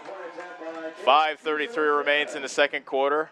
Williamsburg 35, Davis County nothing on the Ottumwa Radio Sports Network. Keith's Foods in Bloomfield has been serving the Bloomfield area since 1969 with quality cut steaks, ripe seasonal produce, scrumptious bakery cakes and sweets, fresh dairy products, and of course, tasty smoked meats. We also have available hunting licenses, stamps, money orders, and gift cards too. Open till 9 p.m. every day. We pride ourselves in providing small town service in a big way while keeping up with trends and latest items across the country. Yes, Keith's Foods is your hometown grocery store and so much more. Keith's Foods, where we always take your groceries out to your car. Proud supporter of the Davis County Mustangs. You're watching Mustang football on the Tumblr Radio Sports Network. Keith's Foods in Bloomfield has been serving the Bloomfield area since 1960. Davis County trails 35-0. A 9-yard touchdown pass from Levi Weldon to Redden, Alex Redden. And back to receive the kick for the Mustangs is Clay Collier and Caden Glosser. 5:33 left to go in the second quarter, and we'll see if Davis County can muster a drive before the halftime break. Well, we need to if we don't want running clocks in the second half, because as we're down 35-0, that's the point differential where the state says the clock will run second half if it doesn't get any closer. Rolling ball, finally picked up by Glosser, gives a little ground as he retreats back to the 15, now turns it up the field across the 20 to the 21. Glosser fields Kiesel's kick, tackled by Nick Ryder. So Carson Mader comes back out. He has thrown an interception today. He did that in the opening drive. His return for a touchdown. But I guess if you, in defense of Mader, not much time to throw so far. No, he hasn't. And again, that last time out, we had good momentum. We kind of had them on their heels. We were not giving them much time to get set on defense, which is a good position to be in when you have the ball going. Something wasn't quite right on offense. Called a timeout. That gave them the opportunity to also regroup and call up a good blitz right into the face of Mader. 1st and 10 from the 21, and a whistle stops play. Right before McCall was turning it up the field, flag comes in.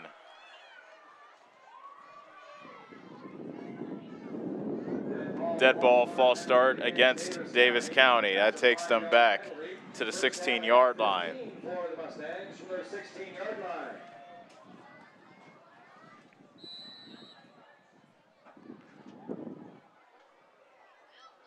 First and 15 for Davis County. 5:22 remaining in the second quarter. 35-0. Davis County trails. Mader claps his hands, takes a snap. Quick throw to the far side. It's caught by Zittler. Tries to shake away from a tackle, and he gets gang tackled out of bounds at the 30, make that the 25-yard line. He's tackled by Jake Weber. You know, a good play there. Honestly, you're 5 yards behind the stick from the penalty. You know, so you can look at that as if that was a first down, you'd take that amount of yards if it was 4 or 5 yards on first down. Anyway, so it gets the play caller, Ken Anderson, back on his sheet where you would be comfortable calling plays with what you expect to gain on first down. 2nd and 7 after the 8-yard catch by Zittler. 2-by-2 is the wide receiver formation. Hand off to McCall, turns it up the field, running room at the 40, and he delivers a blow to Nick Maravets, and he's down at the 41-yard line. It's a gain of 17 for Gavin McCall. Well, that would be wonderful if we can get the running game going, because we just have kind of stalled out when we've gotten some good things going passing-wise. Obviously, in Iowa football, if you can get the ball going on the ground first and foremost, it opens up a lot of things offensively.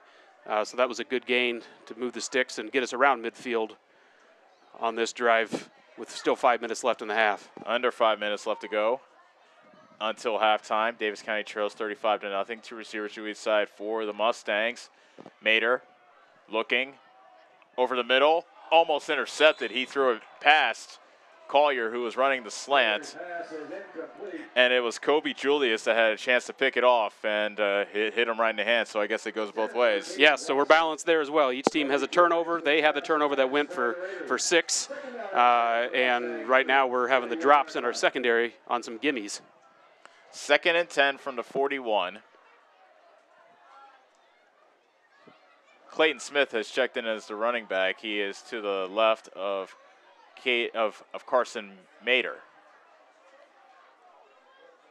Mater looking left, under pressure, slung down in the backfield. Making the sack was Riley Holt of Williamsburg. Back at the 31-yard line, that's a loss of 10. Actually, they'll mark it at the 34, so it's a loss of 7. Yeah, and they're mixing up some different blitzes, and it could very well have been a defensive line stunt that he came in on too, but came in untouched. Again, didn't give Carson any kind of time on offense to do what the play called for. Here's a timeout by the Mustangs to talk about what's happening, because we're definitely behind the chains on this 3rd and long here.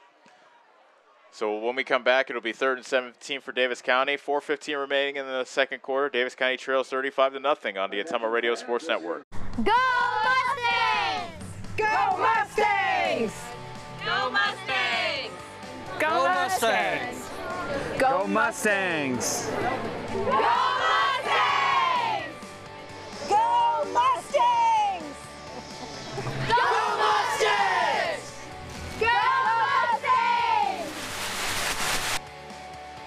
The Davis County Mustangs would like to thank the community for their continued support. You're watching Mustang football on the Ottumwa Radio Sports Network. Turnovers are brought to you by Geotech Materials. Call Jody at Geotech Materials to get a steal on all your sand, dirt, and wash gravel needs. 4:15 remains in the second quarter. Davis County trails 35-0, and they have a 3rd and 17 from their own 34.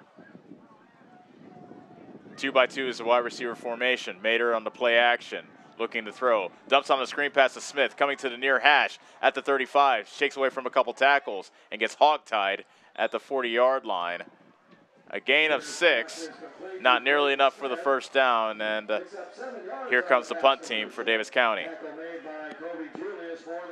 Yeah, nice play design, good field awareness by the receiver on that play to try to get something out of nothing there on the screen, so good job by him, good design by the play, just not quite enough. You're chasing the sticks on that one on a 3rd and very long to now make it just fourth down and 10. Carson Zittler's been a busy man. This is already his 6th punt of the game. He's going to try to run within the backfield, and he gets slung down. Don't know if he was a fake or if it was a bad snap and he wanted to run with it. I think it was a high snap, and he just kind of was trying to maybe sprint out to give himself a little bit more room, do a rugby-style kick, just didn't have any real estate to do it.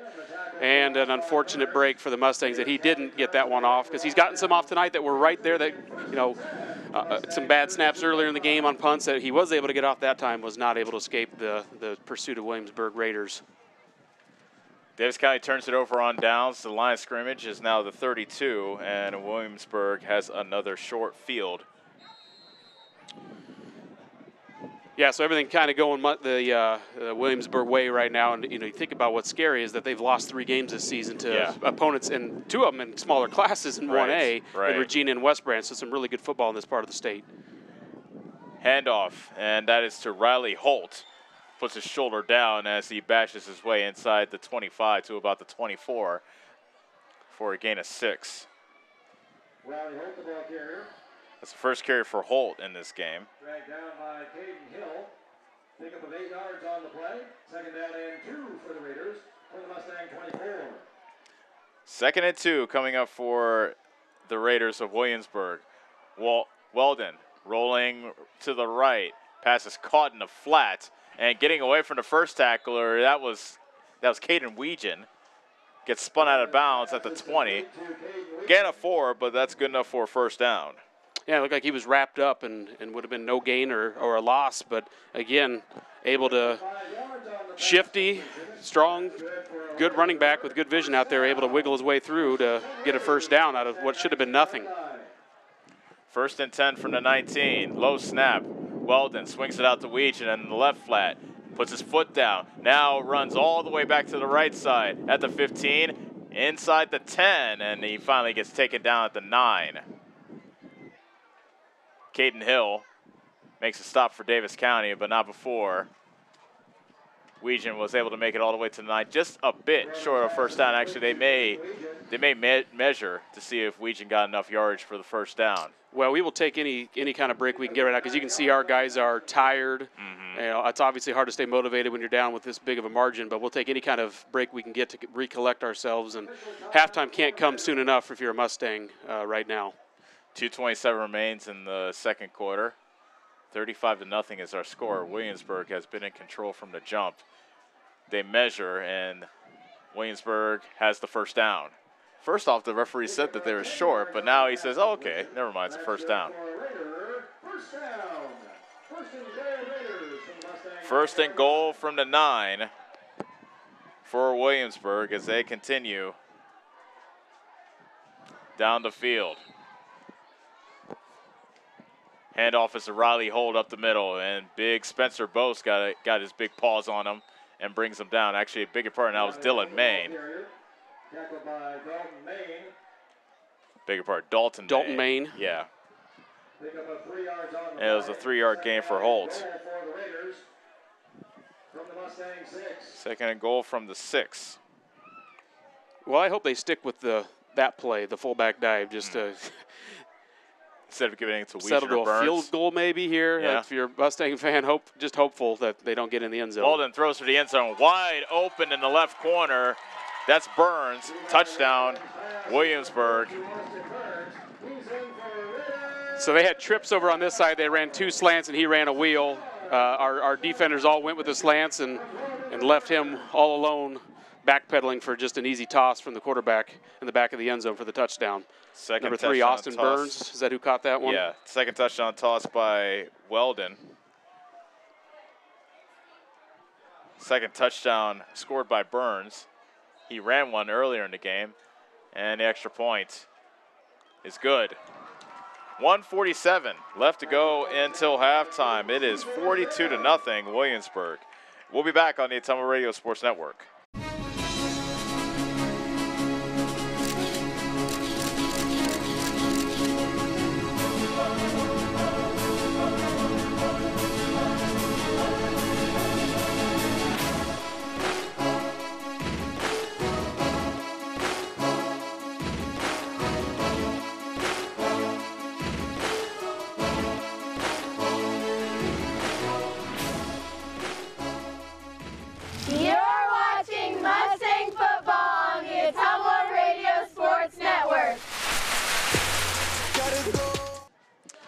A 6-yard touchdown catch from Levi Weldon to Austin Burns has made our score 42-0, and it has been all Williamsburg since the jump. A minute 47 remains in the second quarter, and Davis County is getting set to get the ball back. Back deep to receive for the Mustangs, Clay Collier and Caden Glosser. Clay Collier and Caden Glosser. It's been a few adventures fielding these kicks. Sometimes Kiesel's kicked it deep. Sometimes he's kicked it short, and then it's been bouncing around. Yeah, and you got the wind playing into it too, because the wind's still present and kind of blowing again across field, swirling a bit. So you got all those factors coming into play on the kickoffs. There's a kick by Kiesel, a low dribbler, and the ball is loose but fell upon by an upback at the 31. Covering that kick, that was Ball of Davis County. Kiesel's kick is fielded and downed by Tyler Ball. Davis County with first and 10 at their 31. 31-yard line. Yeah, Sorry, this is their 9th possession. And, wow. Yeah, they just haven't been able to execute or give our offense much time. We've had some glimpses of good things happening. We've had some good gainers on straight tailback dive to Gavin and some other running backs back there. Caden Hill's made an appearance and some good offensive plays with the pass, but just haven't been able to put a string of them together. First and 10 from the 31. The first play is a handoff, and coming to the near side, that is Caden Hill. And he gets tripped up as he tried to turn a corner on the near side by Noah Hawk. And it's a 1-yard gain to the 32. Well, and again here, you want to keep the ball on the ground if you're, Coach Anderson, just to keep the clock running and get to half to try to regroup and reset and, get guys rested up a little bit. 2nd and 9 from the 32. Mater looking to the sideline. Zittler and Glosser, the wide receivers, to the left. Reeves and Collier are to the right. Mater claps his hands, takes a snap. The handoff is to Caden Hill. He gets taken down right at the line of scrimmage. And making the stop was Riley Holt of Williamsburg. And wisely taking every bit of clock there to get that one off. Again, keeping it on the ground, keeping the clock running. Coach Anderson will do the same thing here. Just use every bit of clock that he can, again, just to get into halftime and get your boys regrouped. 2-by-2 is the formation.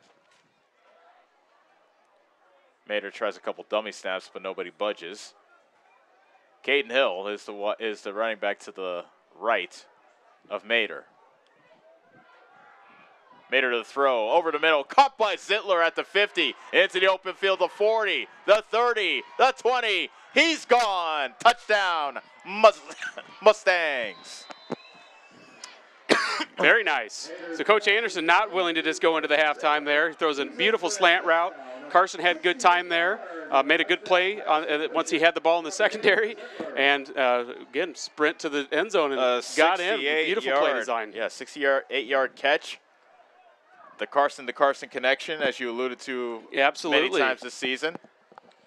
And a little something positive for Davis County before halftime. And surprising. I think it surprised everybody in the stadium. I think coaches on this sideline in Williamsburg were thinking, okay, he's just going to keep running like I did, and definitely did not do that. Threw a nice slant route for a touchdown.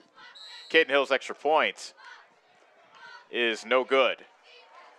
So with 14 seconds remaining, Davis County's on the board. It is 42-6. And we'll keep it here for the final 14 seconds of this half. So, yeah, like you said, they were running. It seemed like they wanted to just kill settle the clock and go into back halftime, to the locker room, and then all of a sudden. Would be very understandable for what we've seen here so far. But Coach Anderson with those plays and those tricks up his sleeve, kind of lulling them to sleep a little bit, coming out with a strike right before halftime. So good for him and good for the Mustangs. Carson Zittler, that's his 4th touchdown that he's caught this year. And he has good speed. He has good speed. He had good breakaway speed. I think he just got his new long. His previous long was 61, so now he has a 68-yarder that he has a notch on his belt. And a beautiful ball. Can't forget that Carson Mater made a nice ball, delivered it perfectly on the slant. And that wasn't given to him either. Right. Zittler out in the open field had to make a play on the defensive back and was able to do that, make a move, and get out in the open field and outrun the safety to the touchdown. So, again, some momentum coming in, there late in the half, just something positive to go in. So the message is easier to deliver to your guys at halftime to say, look, we did it there. Let's just keep focusing on what we do every single play and focus on us. Caden Hill again set to kick it off. And Weegan is back for Williamsburg. 14 seconds remain. Hill's ready, runs up, and kicks it away. A low squibber. Bouncing off Caden Grip. He still has it at the 35 and gets tackled from behind at the 40 with 7 seconds remaining. Nice special teams tackle by Dalton Reeves. Tackled by Dalton Reeves. So 7 seconds remain. Looks like Weldon is going to take a knee to end this half. And that should take us to halftime.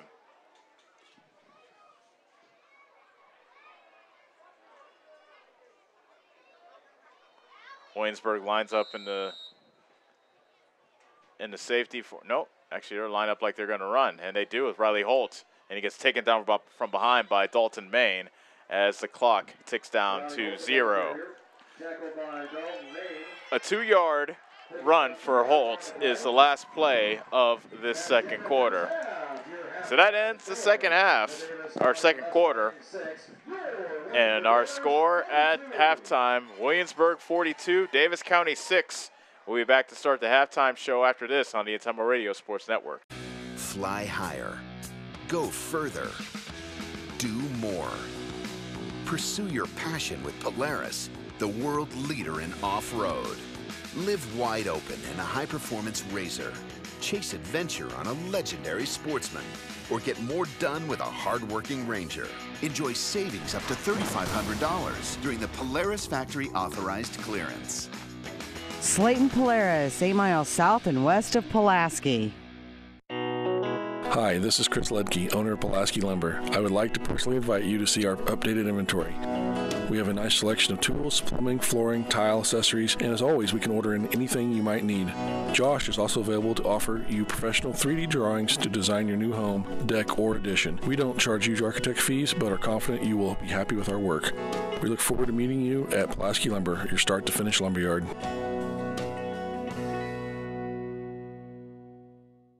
The busy farming season is here, and Nutrient Ag Solutions in Bloomfield is the best place to go for all your seed and fertilizer needs. They're focused on one thing and one thing only, providing their customers with the best products and services to grow the best crops possible. Farmers call them today for liquid and dry fertilizers, starters, small seed, and corn and soybean seed. They also offer crop protection chemicals and custom application. See why other area farmers are turning to Bob Lawson and the staff at Nutrient Ag Solutions in Bloomfield, where results in your field are always their first concern.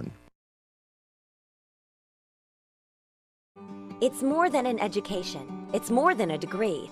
William Penn University is alive with opportunity. Opportunity in a diverse student body. Opportunity in a staff that works with your budget. Opportunity in over 30 programs of study. Opportunity in a classroom where your voice is heard. Find your future and the opportunities waiting for you. Start your planning today at wmpenn.edu and see why William Penn University is alive with opportunity.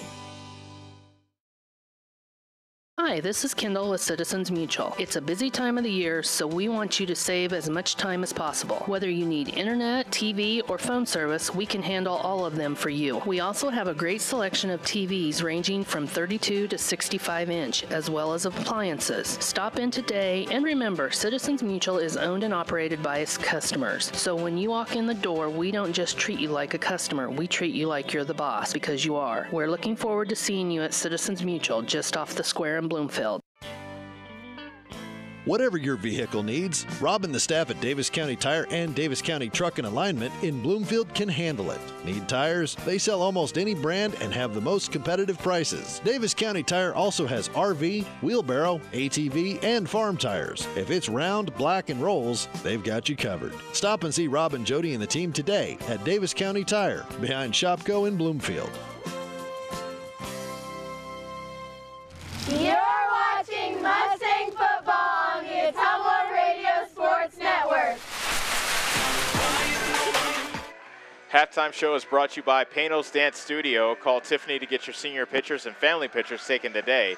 Check them out on the Pano's Dance Studio page. Been a rough half if you are a Mustang fan, and the Mustangs trail 42-6 at the break. And Brad, it pretty much was all Williamsburg from the get-go. Davis County got the ball first, and on the third play of the game, disaster struck. Yeah, anytime you can get points out of special teams or defense, and that's a good thing, and we were not on the receiving side of that. That was the Williamsburg Raiders taking advantage of what I thought should have been a stopped play, on a false start. Didn't go that way. They called illegal shift, and they let the play stand, a touchdown right out of the gates for the defense of the Williamsburg Raiders. That started a chain reaction in which Davis County's offense really bogged down. They had 5 straight possessions where they had the punt, and then they turned the ball over on downs on the next 2 possessions before there was a score to end the half. But let's go to what Williamsburg did. They led 7-0. It became they only needed 2 plays to score their second touchdown, a 55-yard run by Weegan. They fumbled on their third possession. That gave us a little bit of hope. Only down 14-0. They had the ball around midfield, but they couldn't quite take advantage of that. No, and that's kind of been the story of our season so far, is that we get a couple plays going positively on offense, and then we kind of stub our toe either with a penalty or a poor snap or a low snap that just kind of gets us out of our rhythm. And we're a very rhythm-oriented offense. You want to get those short passing plays, get those quick strikes, and then we do have playmakers like we saw there late in the half. That's kind of been our game plan, and I know the idea that Coach Anderson has is to get the ball in our playmakers' hands in space so that they can make plays. We just haven't been able to do that. Carson hasn't had time a lot to do that all season long to make plays, but when he does, he can.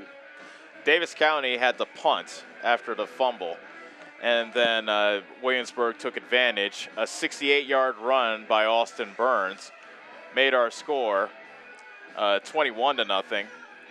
It became 28-0 after a 9-yard catch by Alex Redden, and then it's just one thing after another. They come at you from so many different angles, and Williamsburg can score. They score in many different ways in this half. Yeah, and it felt like you could tell they were trying to transition their offense a little bit to try some different things. They came out one series and it was all passing, so they're trying to work some kinks out with their offense against, we're just not on the same level of play that they are. They have a tradition of football here that's been going on for a lot of years. They're in an area that's, again, a hotbed of football up here, so just a different caliber of team, and we kind of expected that coming into this game a little bit. But again, we have playmakers. When we can get the ball in those guys' hands in open space, they can make plays. They can outrun their defenders like we saw there late in the half, but we just can't stub our toes when we get things going. They have the ability to come back and have big playmakers. When they do stub their toe, it's hard for us to come back from behind the chains offensively. So two touchdown runs by Caden Weege and a 65-yard run by Austin Burns, and then 2 touchdown passes by Levi Weldon. Like you said, they were looked like they were working on their passing game a bit there towards the end of the first half. So 2 touchdown passes for them made it 42-0. And then it looked like Davis County was going to just kill the clock, try to go back and regroup in halftime, like you said like you thought they would. They ran on first down, they ran on second down, and then with about 17 seconds left, Mater drops back, hits Carson Zittler, and he outruns the rest of the team for a touchdown, 68-yard touchdown. Yeah, and I'm sure Coach in his mind was just thinking, all right, we at least got to get a first down here so that we can, just run this clock out. But again, when you get an athlete like Zittler and Mater, that Carson-to-Carson connection, good things can happen. We've seen that happen all season long, just not enough of them. But again, some momentum going into halftime, something positive that you can spread to your team. Look, guys, when all 11 guys focus on their responsibilities every single play, and we try to eliminate our own misdoings or, stubbing our toe, good things can happen. We'll take another break and come back to continue the Pano's Dance Studio halftime show. 42-6 is the Williamsburg lead. We'll be back on the Ottumwa Radio Sports Network. Are you installing a new septic system? The man to call is Jody at Geotech Sand and Stone. They have state-certified septic sand, as well as top-quality black dirt, fill sand, and washed gravel for landscaping. They also have large rocks to add to your landscaping. Geotech Sand and Stone has very competitive prices. Stop out and get a load, or have one of their contractors haul it for you. Call Jody today for more information at 799-1235. That's 799-1235. Geotech Sand and Stone, 3 miles west of Eldon on River Road. It's more than an education. It's more than a degree. William Penn University is alive with opportunity. Opportunity in a diverse student body. Opportunity in a staff that works with your budget. Opportunity in over 30 programs of study. Opportunity in a classroom where your voice is heard. Find your future and the opportunities waiting for you. Start your planning today at wmpenn.edu and see why William Penn University is alive with opportunity. This is Lisa Bell. Hey, all you Davis County Mustang fans. The agents at Northside Insurance are just like you. We support the Mustangs, too. We're proud to live in Bloomfield, where we help families like yours with auto, home, business, farm, and life insurance. Get the professional coaching you need to win at life. Give us a call at Northside Insurance in Bloomfield and Centerville today, 664-2362. And go Mustangs! Nationwide is on your side. Nationwide Mutual Insurance Company and Affiliates, Columbus, Ohio, subject to underwriting guidelines, review, and approval. Go Mustangs! Go Mustangs! Go Mustangs! Go Mustangs! Go Mustangs! Go Mustangs! Go Mustangs! Go Mustangs! Go Mustangs! The Davis County Mustangs would like to thank the community for their continued support.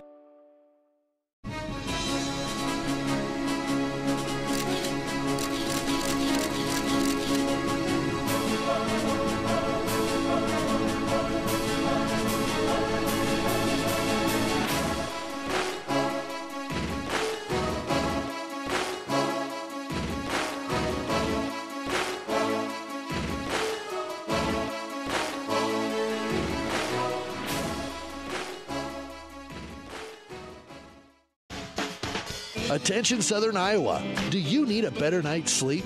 Maybe it's time to get a new mattress. Dixon's Mattress Outlet in Bloomfield has the most competitive prices on new mattresses in all different sizes. Darren sells camper mattresses, commercial bedding, rollaways, special order sizes, bed frames, and mattress protectors. Call Darren today and he'll meet you at the warehouse. Dixon's Mattress Outlet, 641-664-3060. That's 664-3060. This is Milo Wells, your pharmacist at Wells Hometown Drug in Bloomfield. When you need prescriptions, stop in and see me. If you aren't a current customer, we will help you fill out a new patient form, which takes less than 5 minutes. We have a lot of over-the-counter items and have vaccines. We are here 6 days a week and offer free delivery in Bloomfield and surrounding areas. I pride myself on professionalism and small-town customer service, and our pharmacy reflects those values. Stop in and see us at Wells Hometown Drug next to CarQuest in Bloomfield. David and Debbie Truitt, owners of Truitt Abstract Company in Ottumwa and Davis County Abstract and Title in Bloomfield, are proud to sponsor local sports in their communities. Truitt Abstract Company and Davis County Abstract and Title work closely with realtors, attorneys, banks, mortgage, finance companies, builders and developers, credit unions, and government agencies to ensure a prompt and accurate abstract or certificate of title. Abstractors are available Monday through Friday from 8 to 4:30 at Truitt Abstract Company in Ottumwa and 7 to 3:30 at Davis County Abstract and Title in Bloomfield. Go Mustangs! Go Mustangs! Go Mustangs! Go Mustangs! Go Mustangs! Go Mustangs! Go Mustangs! Go Mustangs! Go Mustangs! The Davis County Mustangs would like to thank the community for their continued support.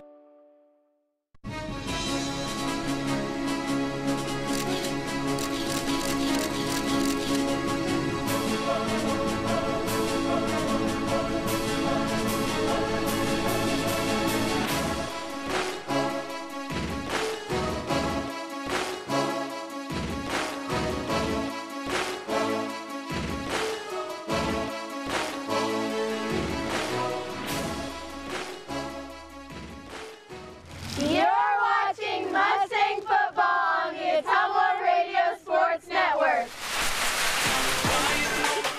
Welcome back to the Panos Dance Studio halftime show. Call Tiffany to get your senior pictures and family pictures taken today.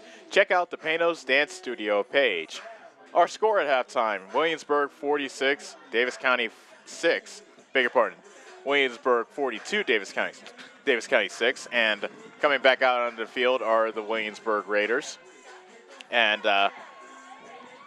just going over the totals, and you would think with the score of 42-6, the totals would be more lopsided, but a lot of short fields that Williamsburg had, and that kind of lent itself to not only them running out to a big lead, but not a lot of yards in the yards compartment. Sure, and they had a score on defense, which helps too. You get points on defense. That always helps your cause. And like you mentioned, the wind has come into play. We've had punts that we've had their defenders right in our face, so our punter's been under duress and had some short punts. So giving them good field position, so not a lot of yards to gain with some of the possessions taking place at midfield. Williamsburg has 186 yards rushing, 25 yards passing for 211 yards. Davis County with 20 yards on the ground, 116 through the air, thanks in large part to the 68-yard pass from Carson Zittler to from Carson Mader to Carson Zittler. And it's a 136 total yards. So Williamsburg gets the ball first.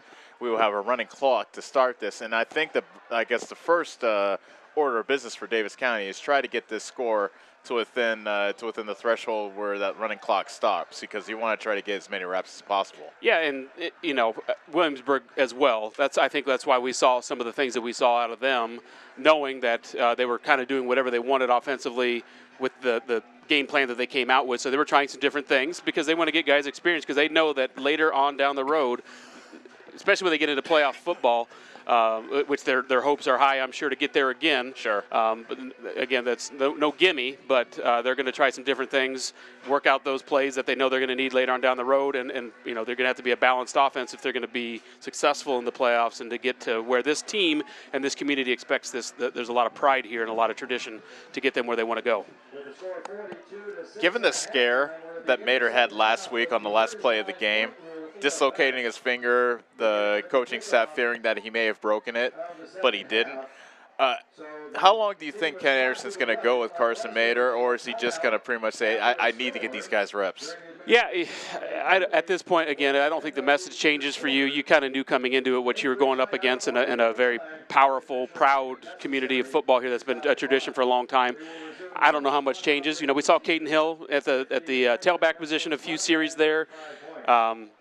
You could see him easily at the quarterback position, but it's never a bad thing to have two quarterbacks back there with you. You can snap it to either one of them, I guess. So who knows what we'll see. Again, I don't think the message changes. I think we just have to continue to focus on ourselves, our plays, our execution of plays at every single position, and continue to clean up that offensive line play, continue to clean up those snaps that have been low or high. Again, just those little things that can throw off the timing of a play. You draw plays with, the timing is everything, from the receiver routes to the quarterback to everything has to just click, and when it doesn't, you can't get a whole lot started. So that has to be the message that I'm sure Kent's drumming, that we just have to continue to focus on us, focus on our responsibilities, and get these little things down so we can get some kind of offensive progression going. But we're going to be on defense to start the second half here. One thing I'm looking to see if Davis County can improve is the tackling. The tackling wasn't all that great. That long touchdown run by Burns, that long touchdown run by Weegan. A lot of guys had a chance to put them to the ground, and they weren't able to get them down. And that has to be a message for him as well. That comes down to pride. You put yourself in a position to make a play. The first guy may not get him, but he'll slow him down. That's where your pursuit has to be there. So you have to have that pride, that engine, that heart that just doesn't ever quit to get to the football and bring guys down. Because, again, these guys are not going to be brought down by, just like our guys are, they're not going to be brought down by arm tackles or half-effort tackles. So you have to have that pursuit to get to the play and keep that motor going. But when you don't have a lot of depth and you guys get tired and they're down, going to have a running clock, you just got to find a way to dig deep and keep that engine turning and keep the guys flying to the football. Bob Murphy Stadium, that is the site of our Week 5 matchup. Both teams opening district play. 1-3 Davis County versus 1-3 Williamsburg, and it has been all Williamsburg Raiders up to this point. This is the first game of a 2-game road trip for Davis County. They'll be in EBF next week to take on the Rockets, and we all remember what happened last year against the Rockets, of agonizingly close loss, and I'm sure Davis County is thirsty to get back in that. But first things first, try to fight back here in the second half versus Williamsburg. Caden Hill has the ball teed up as he's ready to kick it away, and Caden Weegan is back deep to receive the kick for Williamsburg. We're actually missing a ball. So I'm not even seeing the ball on the tee yet. There it is. Okay. The official's hiding it. Far side, yeah. Look what I found. Got to have that to get things kicked off. Got to have a crucial piece of equipment there. Ball would be most ideal. Williamsburg dressed in all black. Davis County in all white. Davis County's only win of the season did come on the road versus Van Buren in Week 3. This is only Davis County's second road game of the season. And we're already in Week 5.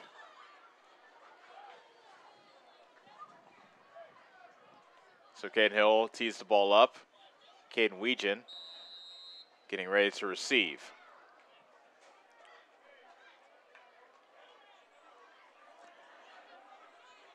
And here we go for half number 2. A high spinner coming down to one of the upbacks. That's Caden Grip, running out the middle, now angling towards the near sideline at the 35, the 40, at the 45, leaping at midfield, still on his feet, down to the Davis County 43-yard line before being tackled by Tyler Ball and Caden Hill. Caden Hill's kick, tackled by Dalton Reeves.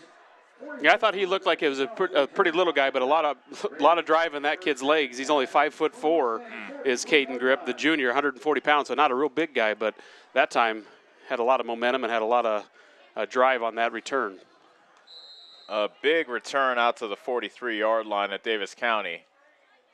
Levi Weldon had 2 touchdown passes in the first half. He'll throw again over the middle. Caught by Heller, I should say, and Redden is down into the end zone for a touchdown. One play, and a flag is down. I believe that was Austin. Was that Austin Burns again? It was Austin Burns. Number I thought 3? it was Redden, but it was Austin Burns. Burns, who we've called his name a few times, but there is a penalty on the field. So we'll see if that one doesn't come back. That would be a huge break. Looks like it is coming back. That is a big break for the Mustangs. An eligible man downfield against Williamsburg. That was just your standard pass play, so that's a bit of a surprise. I don't even know how that happens when it's that quick of a play. Mm-hmm. I'm not exactly sure how many yards downfield constitutes a player downfield, but it has to be probably at least 3 or 4 yards. Yeah. So kind of a surprise that anybody was able to get downfield that far. But I wonder if they didn't have their tight end covered up and he went out for a passing route. I see. So if they didn't have their offensive arrangement, an eligible man downfield, if he was covered up by the receiver. I see. So the flanker's supposed to be off the line of scrimmage on the tight end side, so if he went out for a pass that he's considered a lineman, can't do that. My guess that would be the circumstances on that one. Whatever, fortunate for the Mustangs to be able to play that one again. That's only a 5-yard penalty. They marked it as a 10-yard penalty, but yeah, an eligible receiver downfield is only a 5-yard penalty. 1st and 15 from the 47 of Davis County. Weldon barely able to get the handoff, but it's a stretch play to Weegan. Flag is down, and Weegan gets shoved out of bounds after a gain of 11 to the 34. But a flag is back at the 45-yard line. Right when Weegan turned the corner, the flag was thrown. Makes you think it's holding. Yeah, I'm guessing it was holding probably on the, obviously on the perimeter by one of their receivers who's done a nice job blocking tonight, but probably got his hands outside the pads, allowed the official to see his hands out there holding, and I'm guessing that's what we're going to see. Still waiting on the call. And it is holding against Williamsburg. 10:51 remains in the third quarter. Williamsburg 42, Davis County 6. I didn't know the clock stopped on penalties, but it has stopped. Did not know that either. I thought it just stopped on scores and special teams, but regardless, that's okay for us because we'll get to play some more football. Now the clock's running. Now the clock is running. We do have a running clock here in the second half. Weldon, back to throw, rolling left, looking, and he tucks it in and runs across midfield and escorted out of bounds. And a flag comes down. 2 flags are down. We might have offsetting penalties. I thought I saw a blindside block when Weldon was coming out of bounds, and Doc Stater was a bit too overzealous in his tackling of Weldon out of bounds for Davis County. Well, we saw penalties flying. We saw hats flying. Oh, yeah. Lots of stuff happening on that play, so we'll see what happens when they get this one sorted out. We may just have to replay it down.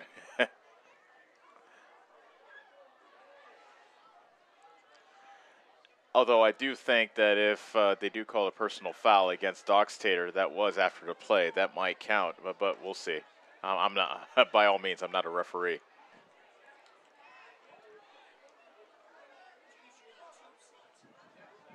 .10:32 is left in the third quarter. Williamsburg leads 47-6, and we're waiting for the referee to sort out the flags. Well, and then they're discussing where to mark the ball after the play. We have targeting or a blindside block against Williamsburg, a dead ball personal foul against Davis County. The penalty is offset. So replay, first down.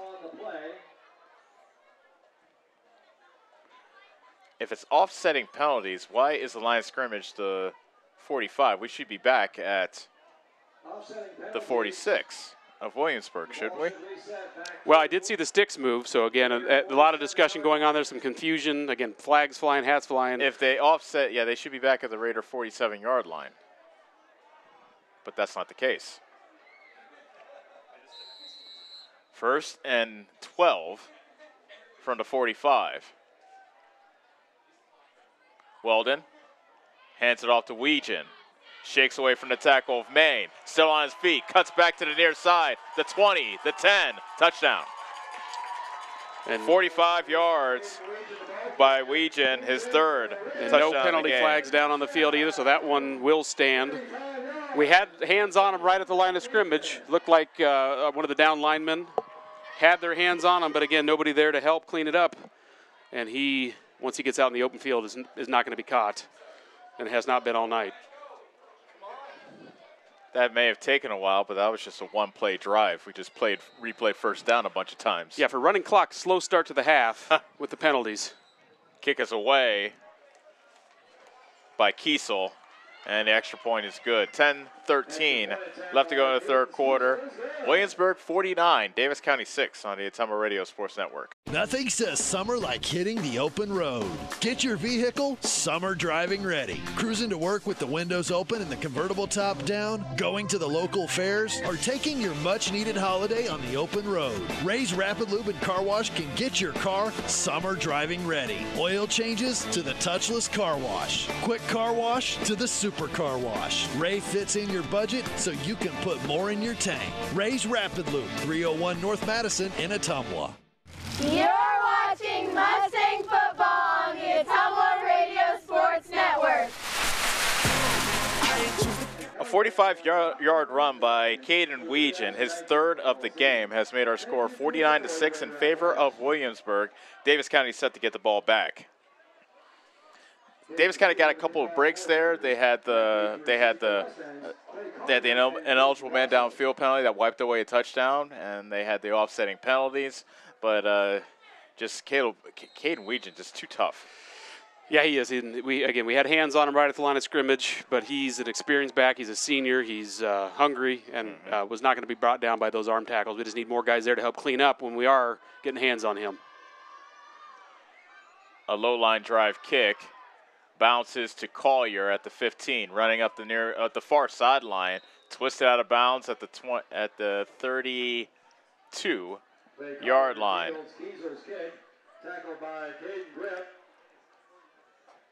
So running clock. So with the running clock, do you try to hurry up your offense a bit, or do you still try to do the normal thing? Well, with our offense, we kind of have that no-huddle look, as do they. They're getting their calls from the sidelines, so you can kind of go as fast as you want to. It's not going to hurt too much here. It's just not going to stop on incomplete passes like it would normally. So you have to kind of keep that in mind. But I don't think at this point you worry about that. You just kind of, again, focus on what you can do, executing plays, all 11 guys every play from here on out. 1st and 10 from the 32. Handoff to McCall, taken down in the backfield. Hitting him first was Lucas Spratt, but he had help from Riley Holt, among others.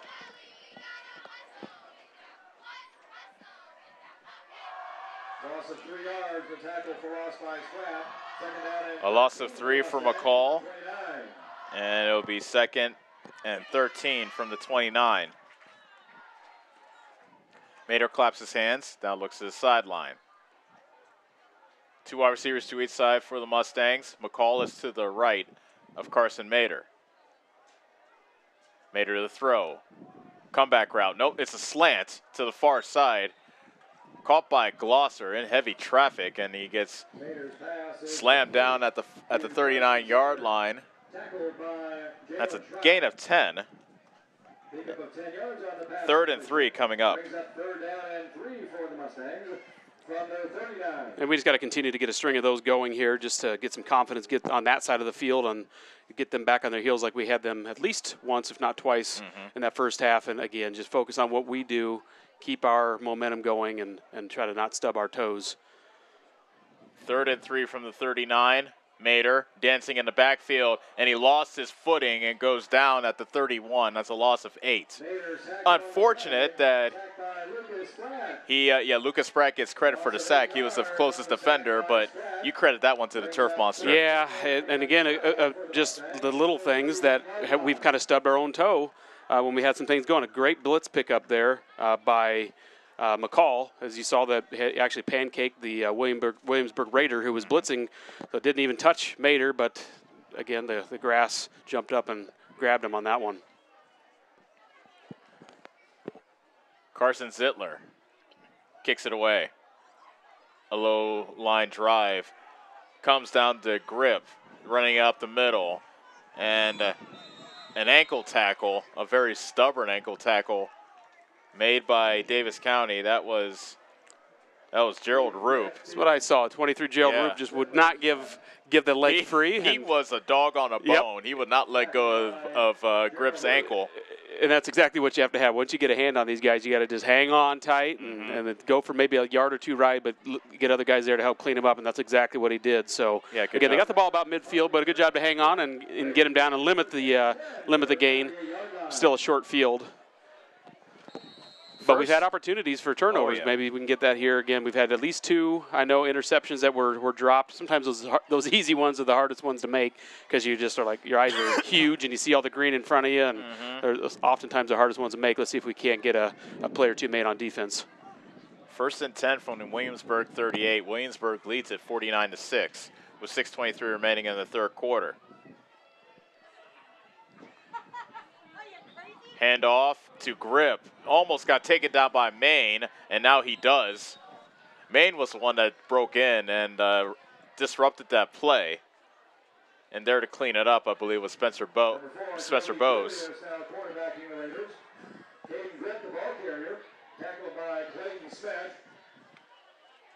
We're starting to see some different guys in the backfield from Williamsburg, which is a good thing. You know, get some of those guys experience, and our guys just got to take advantage of some of those younger players that are coming in now to play. And at that time, again, hanging on and making a play when we need to make a play. Kobe Julius is the new quarterback. He checks in, throws it to the near side. He was looking for his tight end, Brent McClanahan, on the corner route, but he missed him. And it's third down coming up. McClanahan was open, but it was overthrown by Julius at about the 35. Yeah, and this is when you really notice the running clock as the team that's down, because typically on a incomplete pass from the offense, you count on the clock to be killed, and you can spare those seconds. But here, when there's a running clock with a point differential that we have, incomplete passes don't stop the clock. It seems the only thing that does is penalties and a score or an injury, those types of things. Change of possession. Handoff is to Grip. Tries to turn the corner on the far side. Gets tackled forward by Smith, close to the sticks. But he is a yard short of the first down at the 43. Pickup of 10 yards in the run by Grip. Brings up 4th down and 1 for the Raiders. So 4th and 1. And head coach Kurt Ritchie wants to go for it. Williamsburg leads 49-6 with 4:29 remaining in the third quarter. Julius is in the pistol. Grip is behind him to his right. Play action. Julius keeps it, and taking him down, hog time in the backfield is Dalton Maine. He's had himself quite a game, Brad. And he called his name a couple times there. Again, that time he wrapped him up, didn't let go, slung him down for a big stand on 4th down to get the ball back to our offense. Well, I stand corrected. The clock does not change. It does not stop on change of possession.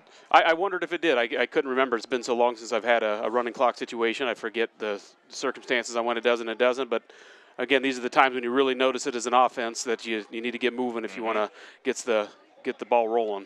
Davis County takes over at their own 44 with 3:33 left to go on a running clock. They trail 49-6. Mater takes, turns, and gives it to Smith. Running wide to the near side, gets stood up and dropped. Good pursuit by the Williamsburg defense. Plenty of black shirts in on the tackle. Leading the charge, I believe that was Shea Landon. Yeah, and on defense, they're going to get some new guys in as well to get them getting some experience, because you don't know what's going to happen later on down the road. Injuries, illness, who knows what can happen to get these guys some experience. But good pursuit by the young guys on defense from the Raiders that time. No gain. 2nd and 10 from the 44. Reeves and Collier are the wide receivers on the right. Glosser and Zittler are to the left. Mater dropping back the throw. Tossing it up the seam, and it's incomplete. A bit too high for Glosser, but he was double covered anyway.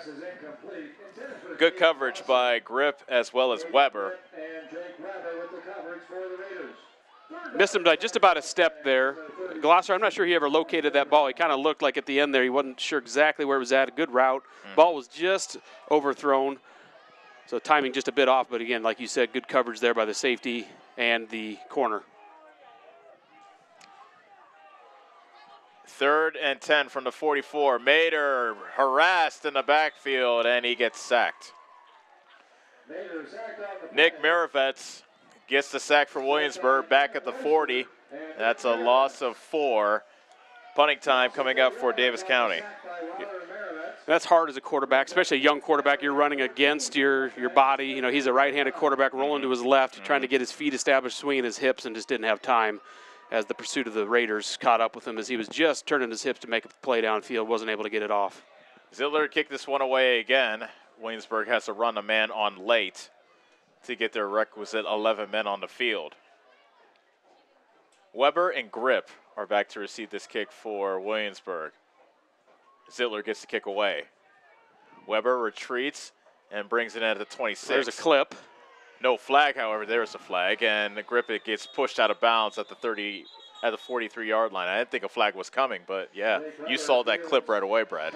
Yeah, it was on the far side of the field, pretty obvious clip. That's one where you just have to, as a blocker, just stand there with your hands up and not make that play. I heard the coach on the Williamsburg sideline screaming all the way across the field at his player, so pretty obvious clip for everybody to see over here on the Williamsburg sideline. Holding is the official call against, they don't call clipping anymore, if you noticed that, but holding is the call against Williamsburg. I'm not sure where the clip went, but that was a definite clip. Yeah. I like seeing the referee kind of chop at his own leg and say, hey, it's a clip. And that was an obvious one, so regardless of penalty, we'll take it. Yeah. The ball is spotted, and the clock, I believe because of the penalty stop, but it's going to start now. 1:10 left to go in the 3rd quarter. Williamsburg up 49-6, and Dalton Main, beg your pardon, that was Grip that got the handoff, and he got taken down by his jersey from behind. Yeah, I'm still trying to see the number. Look to me, the initial contact is made by the end. Is that 54? Yeah. Chris Carlberg? Yeah, Chris Carlberg. I believe that was the first Mustang to get his hands on him, from what I could tell, and then Pursuit got there and helped bring him down. Carlberg's playing one of the 3 down linemen for the Mustangs, who right now have 4 down linemen, more of a forefront. 30 seconds left to go in the 3rd quarter. Handoff is to Grip, running up the middle, past the tackle of Smith, has a first down. Taken down by Collier at the 35-yard line to gain a 12. Yeah, nice hard run there by the little running back. He's a junior, but he's 5'4", 140 pounds, but he runs with a lot of, again, just kind of a lot head of steam. Didn't get touched till the secondary, made some good moves up the middle to convert the first down. That's the last play of the 3rd quarter. At the end of 3, Williamsburg in control, up 49-6 on the Ottumwa Radio Sports Network. Whether you are a player, cheerleader, or coach, your friends at Petrita Orthodontics are cheering for you. We are proud of the students in our area and are happy to support them in their school activities. We want to see you smile on and off the field. If you or your child are in need of orthodontic care, call us for a free no-obligation appointment. We have many different options available to help your child's bite and smile. Call us today at Petrita Orthodontics in Ottumwa and Oskaloosa. We look forward to making you smile. Hi, I'm Karsten. And I'm Callie. And we are the Neeps Girls. We would like to personally invite you to our parents' new store on the south side of the square in Bloomfield. Stop in and have them make you a custom shirt, hat, banner, sign, or even your school mascot. They stay open late on Thursdays until 7. We hope to see you soon. Neeps Graphics. You're watching Mustang football on the Ottumwa Radio Sports Network. 4th quarter getting set to start from here in Williamsburg. Bob Murphy Stadium, week 5, and it has been all Williamsburg with a 49-6 lead. And the first play of the 4th quarter is a throw by Julius down the field and coming back to catch the ball. That was a nice effort there by number 16. I don't have one on my roster, though. I believe he said Dre Warner. That's when we get to this stage of the game and they go deep in the roster. Sometimes they go deeper than what we actually have. Yeah, so I don't have him on our roster, but a good comeback by him to locate the ball and make the play on a broken play. The snap actually was on the ground, so kind of a broken play from the get-go. But Williamsburg able to convert and make something out of nothing on that one. First and 10 from the Davis County 43. Julius hands it off to Grip, running straight ahead. Puts his head down and slung down by Smith at the 37. Clayton Smith he's put his nose in the middle of a lot of things today. Gain of 6 for Grip. And it's down to the 37 of Davis County.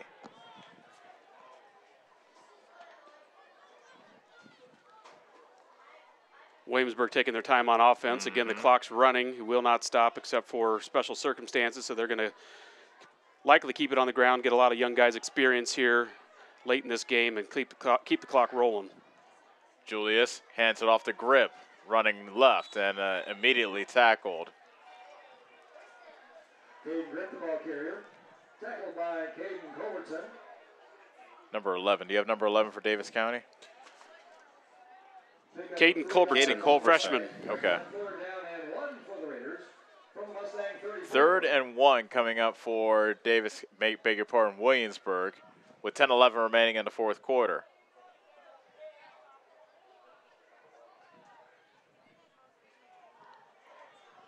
Julius in the pistol with Grip behind him. He takes a snap, hands it off to Grip. Hit in the backfield. Somebody lost a shoe, as a matter of fact.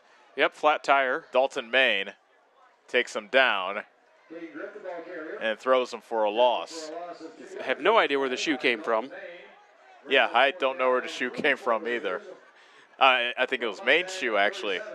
Yeah, Main's coming out the field with his shoe. So he lost his shoe, but he made the tackle for a loss. Good for him. 4th and 3 coming up.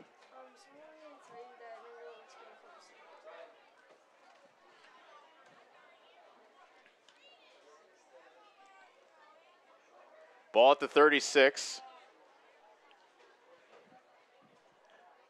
Julius on the play action. Looking to the left sideline on the corner route, incomplete. The intended receiver was another player who's not on my roster. Pass is incomplete. Intended for Will DeSmith. Raiders turn the ball over on downs. Yeah, regardless, Williamsburg turns it over on downs, and it's Davis County football at the 36-yard line. I was trying to listen to the announcer there to see what name he said. He said it, I just couldn't catch it. It was like right like above the speaker. One of those deals. Yes. Davis County's first possession of the fourth quarter, down 49-6, with 8:25 remaining on a running clock here in the fourth quarter. Carson Mader with a 2-by-2 formation. Drops straight back. Swings it out to Smith coming out of the backfield. Running up to the right. Splits a couple of tacklers at the 50 and tumbles forward to the 44-yard line. That was a gain of 20 on the pitch and catch from Mader to Smith. Tackle made by Shea Landon for the Raiders. Brought down by a defensive lineman. Yeah. Back on the play. So didn't give up on the play, but a good play for the Mustangs on first down. Big gain. Davis County looking for one more score before it's all said and done here. Mader hands it off to Smith. Stutter steps, moves his legs, and they whistle his progress stopped at the 42-yard line. A gain of a hard 2 yards for Clayton Smith. Tackled by Isaac Clubb. You can tell that Davis County is still playing hard despite the large deficit that they have. 2nd and 8 from the 42. Gloucester and Zittler are wide receivers to the left. Ball and Reeves are to the right.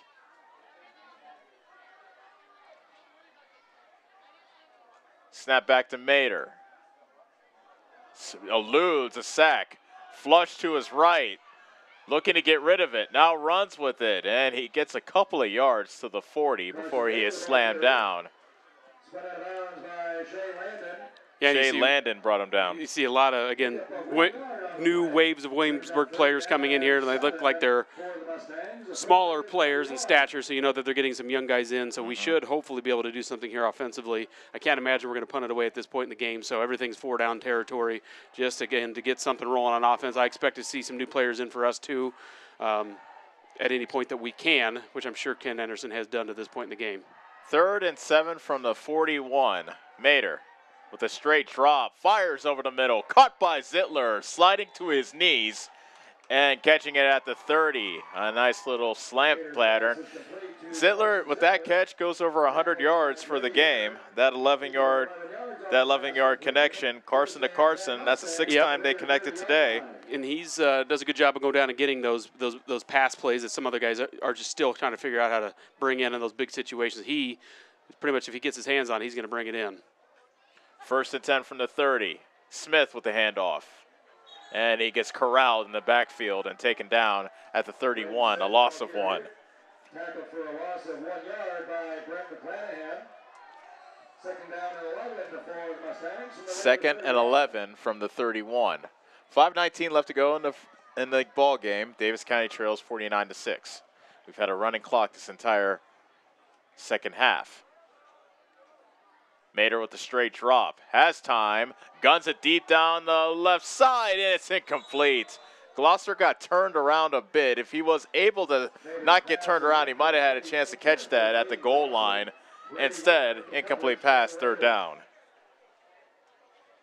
Yeah, he was open. He had his 2 defenders beat again. I'm guessing some guys that are still trying to, find their way into the Williamsburg system, younger guys. But Glosser, who played a lot as a freshman last year, just a sophomore himself, so he's young. So not like he's taking advantage of guys that are too much younger than him. Had an opportunity at that one, but like you say, got his hips turned around and wasn't able to pull that one in. 2 receivers to each side. 3rd and 11. Mater flush to his left. He'll tuck and run. At the 20, slides inside the 20, took a hit, no flag. He's down at the 19, but that's a 1st down after a gain of 12. What do you think? That should have been a flag, Brad?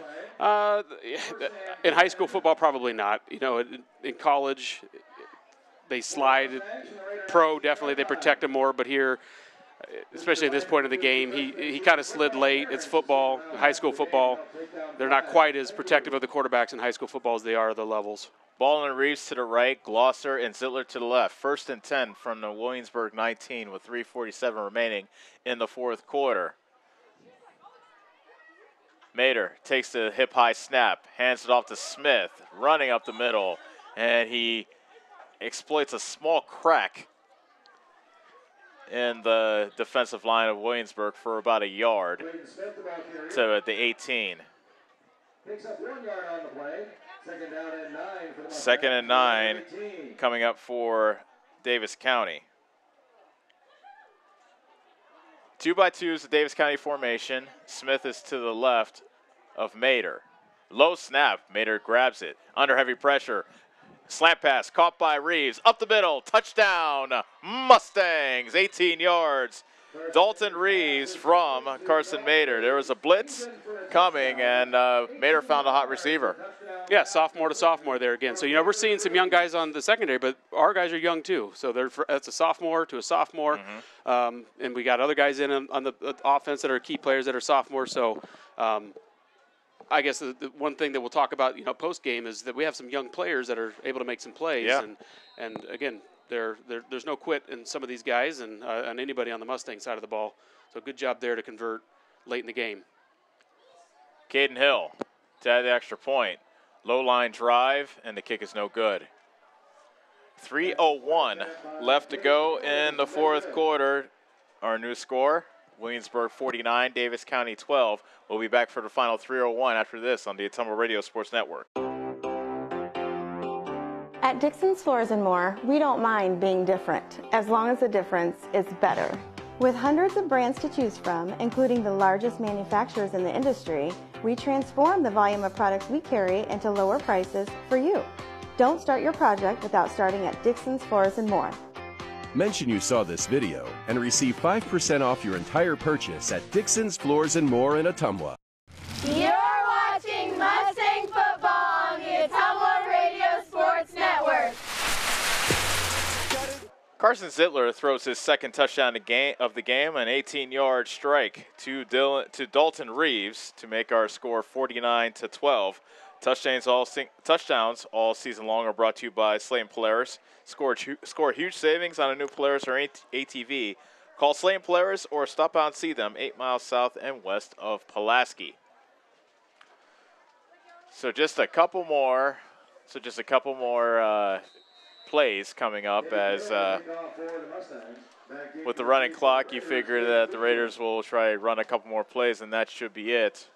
But it's been a dominating performance by Williamsburg, and just something that Davis County can hopefully take their lumps and try to learn as we proceed towards the last half of this season. Hill's kick is juggled and picked up by Grip at the 25. Angling towards the far side. Nice open field tackle by Gavin McCall at the 30. Make that the 25-yard line. McCall chopped them down.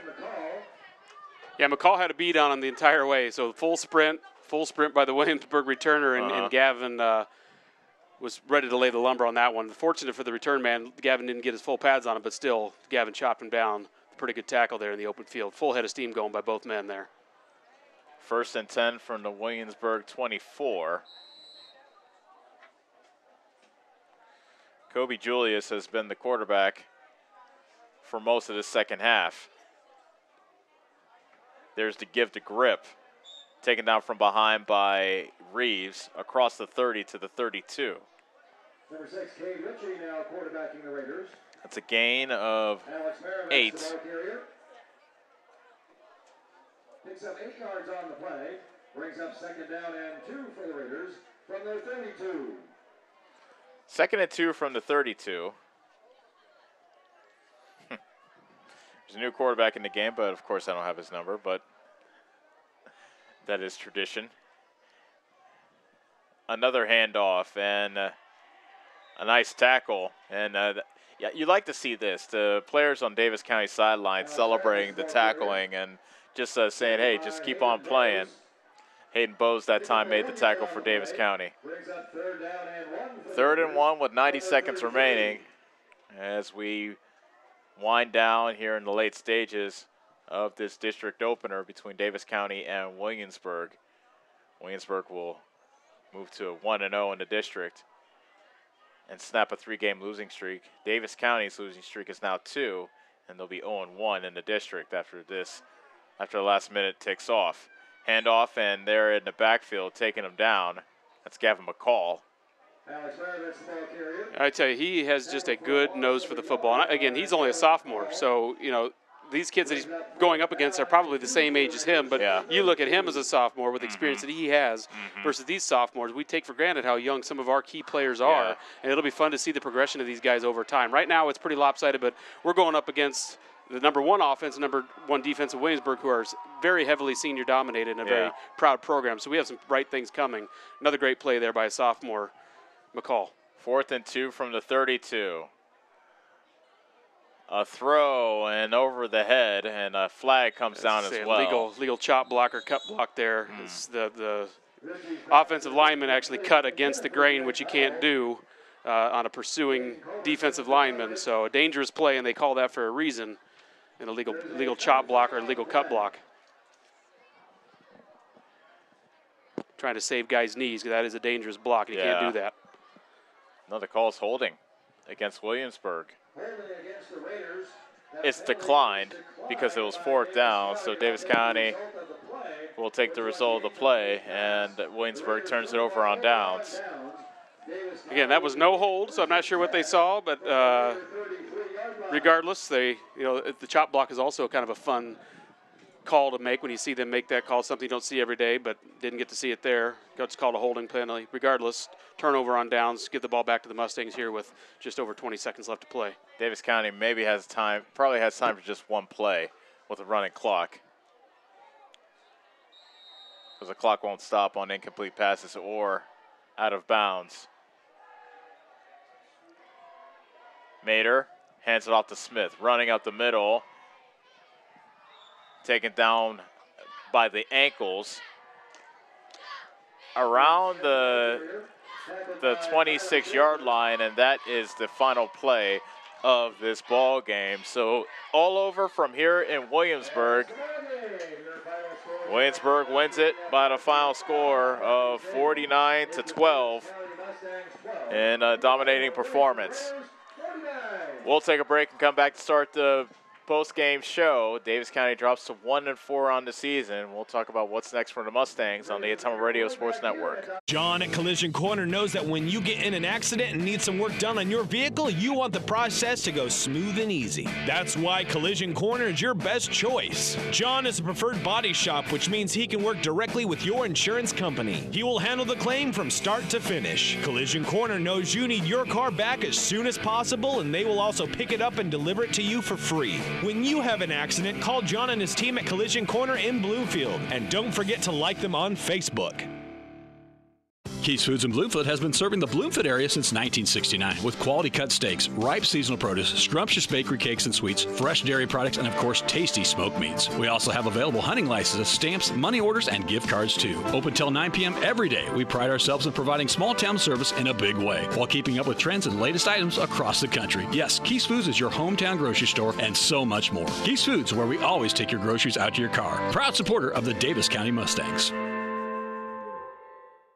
Are you installing a new septic system? The man to call is Jody at Geotech Sand and Stone. They have state-certified septic sand, as well as top-quality black dirt, fill sand, and washed gravel for landscaping. They also have large rocks to add to your landscaping. Geotech Sand and Stone has very competitive prices. Stop out and get a load, or have one of their contractors haul it for you. Call Jody today for more information at 799-1235. That's 799-1235. Geotech Sand and Stone, 3 miles west of Eldon on River Road.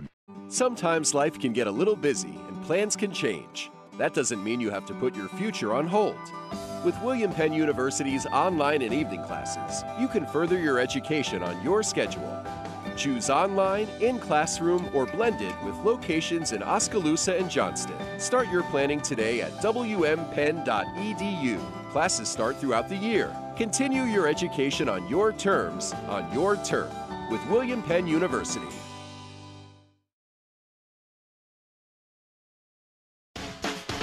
Attention Southern Iowa, do you need a better night's sleep? Maybe it's time to get a new mattress. Dixon's Mattress Outlet in Bloomfield has the most competitive prices on new mattresses in all different sizes. Darren sells camper mattresses, commercial bedding, rollaways, special order sizes, bed frames, and mattress protectors. Call Darren today and he'll meet you at the warehouse. Dixon's Mattress Outlet, 641-664-3060. That's 664-3060. This is Milo Wells, your pharmacist at Wells Hometown Drug in Bloomfield. When you need prescriptions, stop in and see me. If you aren't a current customer, we will help you fill out a new patient form, which takes less than 5 minutes. We have a lot of over-the-counter items and have vaccines. We are here 6 days a week and offer free delivery in Bloomfield and surrounding areas. I pride myself on professionalism and small-town customer service, and our pharmacy reflects those values. Stop in and see us at Wells Hometown Drug next to CarQuest in Bloomfield. You're watching Mustang football on the Ottumwa Radio Sports Network. And welcome back to Williamsburg, where it is all over from here in Bob Murphy Stadium. Williamsburg wins it by the final score of 49-12. This is the Pulaski Lumber postgame show. Stop in and see Chris Lucky and the team today. Your start to finish Lumberyard. I think I hear a ringing in the background. Do they have a victory bell here? The victory bell. I see. All right, so Davis County down 40. They're down 42-6 at halftime, and just two more scores in the game after halftime. There was a 45-yard run by Caden Weegan, his third of the game, so he had 3 touchdowns when it all said and done. And then a nice 18-yard pass from Carson Mayer to Dalton Reeves there. So probably their best drive of the game was their last one. Yeah, and again, take for granted how young we are at some key positions, and we started seeing some different players come in from Williamsburg, obviously at positions that they had playmakers at earlier in the game. But again, we had sophomores there, we had freshmen there in certain cases, and a nice connection there from Carson to Dalton, who are both sophomores, and both, when you look at them and look at their composure in a game, they don't appear to be sophomores. So there's some bright things to come yet for Davis County down the road. Tonight's took some lumps, but this is a team that's senior dominated. A senior-dominated team, a very proud team, as we've been talking about throughout the broadcast. So it's not really surprised that Williamsburg was able to do what they did against Davis County, but what can Davis County do to learn from this and move forward? Well, I think for one, they're happy that they're going to get into some play where they're going to see some teams that they know they can compete a little bit better against, where they are either rebuilding themselves or are not as senior dominated. And again, up here, you get around these Iowa City area where you're that close to the University of Iowa, you get some really strong, powerful football, and that's exactly what Williamsburg has. But again, we're young at some positions, and we can do some nice things with the ball when we get out in open field and get it in the hands of our playmakers. We see what they can do, and I expect we'll see more of that in the coming weeks against some competition that's a little bit more on our level. The player of the game is brought to you by Neebs Graphics. Stop and see Kylie Stewart and the Neebs girls to get your business notice with T-shirts, banners, signs, and much more. We discussed this during the break, and it seemed like a pretty easy decision. Yeah, I agree. It comes down to one of the Carsons. They both had a good game. Yes, they did. And again, when Carson Mader has time in the pocket to make plays, he does that. But Carson Zittler kind of separated himself tonight. Yeah, you mentioned Carson Mader, 164 yards passing, 2 touchdowns, just 1 interception. But Carson Zittler, 6 catches, 110 yards. That 68-yard touchdown, which was the first score. He always seems to be a bit of a spark plug, like a guy that he's not the biggest of guy. He's not the largest of stature, actually. Zittler is only 150, and his height isn't officially listed, but just 150 pounds, and just the spark plug that this team needs at times. That's a good description of him, is a spark plug, because he's got deceiving speed, and when he gets out in the open, he's hard to catch. And we saw that tonight. He had a big play right before halftime, a surprising play that Coach Anderson drew up on a slant route to him, and off to the races he went. Earlier in the game, he was matched up against number 21, the dangerous Caden Weegan, out at receiver after he had done some damage in the backfield, made a nice defensive play. So he's kind of all over the field and just has a lot of heart. A good game by him tonight when there wasn't a whole lot of offense to be found by the Mustangs. So congratulations to Carson Zittler, our Neebs Graphics player of the game. Give us a short preview of next week versus EBF. We'll be in Eddyville next week. We're going to match up much better than them, and that's kind of a rival of ours. We have them, we have Albia. You got just some rival teams there that you get up for, and just getting to some caliber play that just is more suitable to what we're trying to do offensively, and just with some young guys that we have, we'll match up a lot better with them. So again, there's nothing that we're hiding in the playbook that we're going to see that's, unbelievable. But I also know that we didn't see some trick plays that I'm sure Coach Anderson has. You don't show it in these games when you know that you're down that big. So we'll see some of those too, maybe some fake punts, some things that come out to play if we need them. But a lot more of the same. We're going to see a lot of short, quick passes, get the ball into our playmakers' hands, probably be able to establish the run a lot better than we have against some of these powerhouse teams like this in Pekin. With Gavin McCall in the backfield, but I expect that we'll see some better offensive performance, probably like what you saw at Van Buren 2 weeks ago. I see. Well, thanks a lot for joining us as always, Brad. Have a good week. It was great talking football again with you, my friend. Yep, it's always good to be on Friday Night Lights, and it's fun. And regardless of the outcome, it's always a special game. And we're up here near the Hawkeyes. I'm going to be there tomorrow, and there you go. Hopefully get a big win out of them. Once again, our final score, Williamsburg 49, Davis County 12. We would like to thank you for making us a part of your Friday evening. If you missed any of the game, don't worry, we got you covered. Every Mustang game this season will be archived on AtomaRadioSports.com. Be sure to join us next week when the Davis County Mustangs continue their 2-game road trip. They'll be in Eddyville next week when Davis County takes on EBF. Coverage starts with the Citizens Mutual pregame show at 6:30 with the kickoff slated for 7. We look forward to having you join us then. For my partner, Brad McCloskey, and our producer, Corey Finch, this is Els Kojo saying so long from Williamsburg. The preceding was a presentation of Davis County football on the Atoma Radio Sports Network.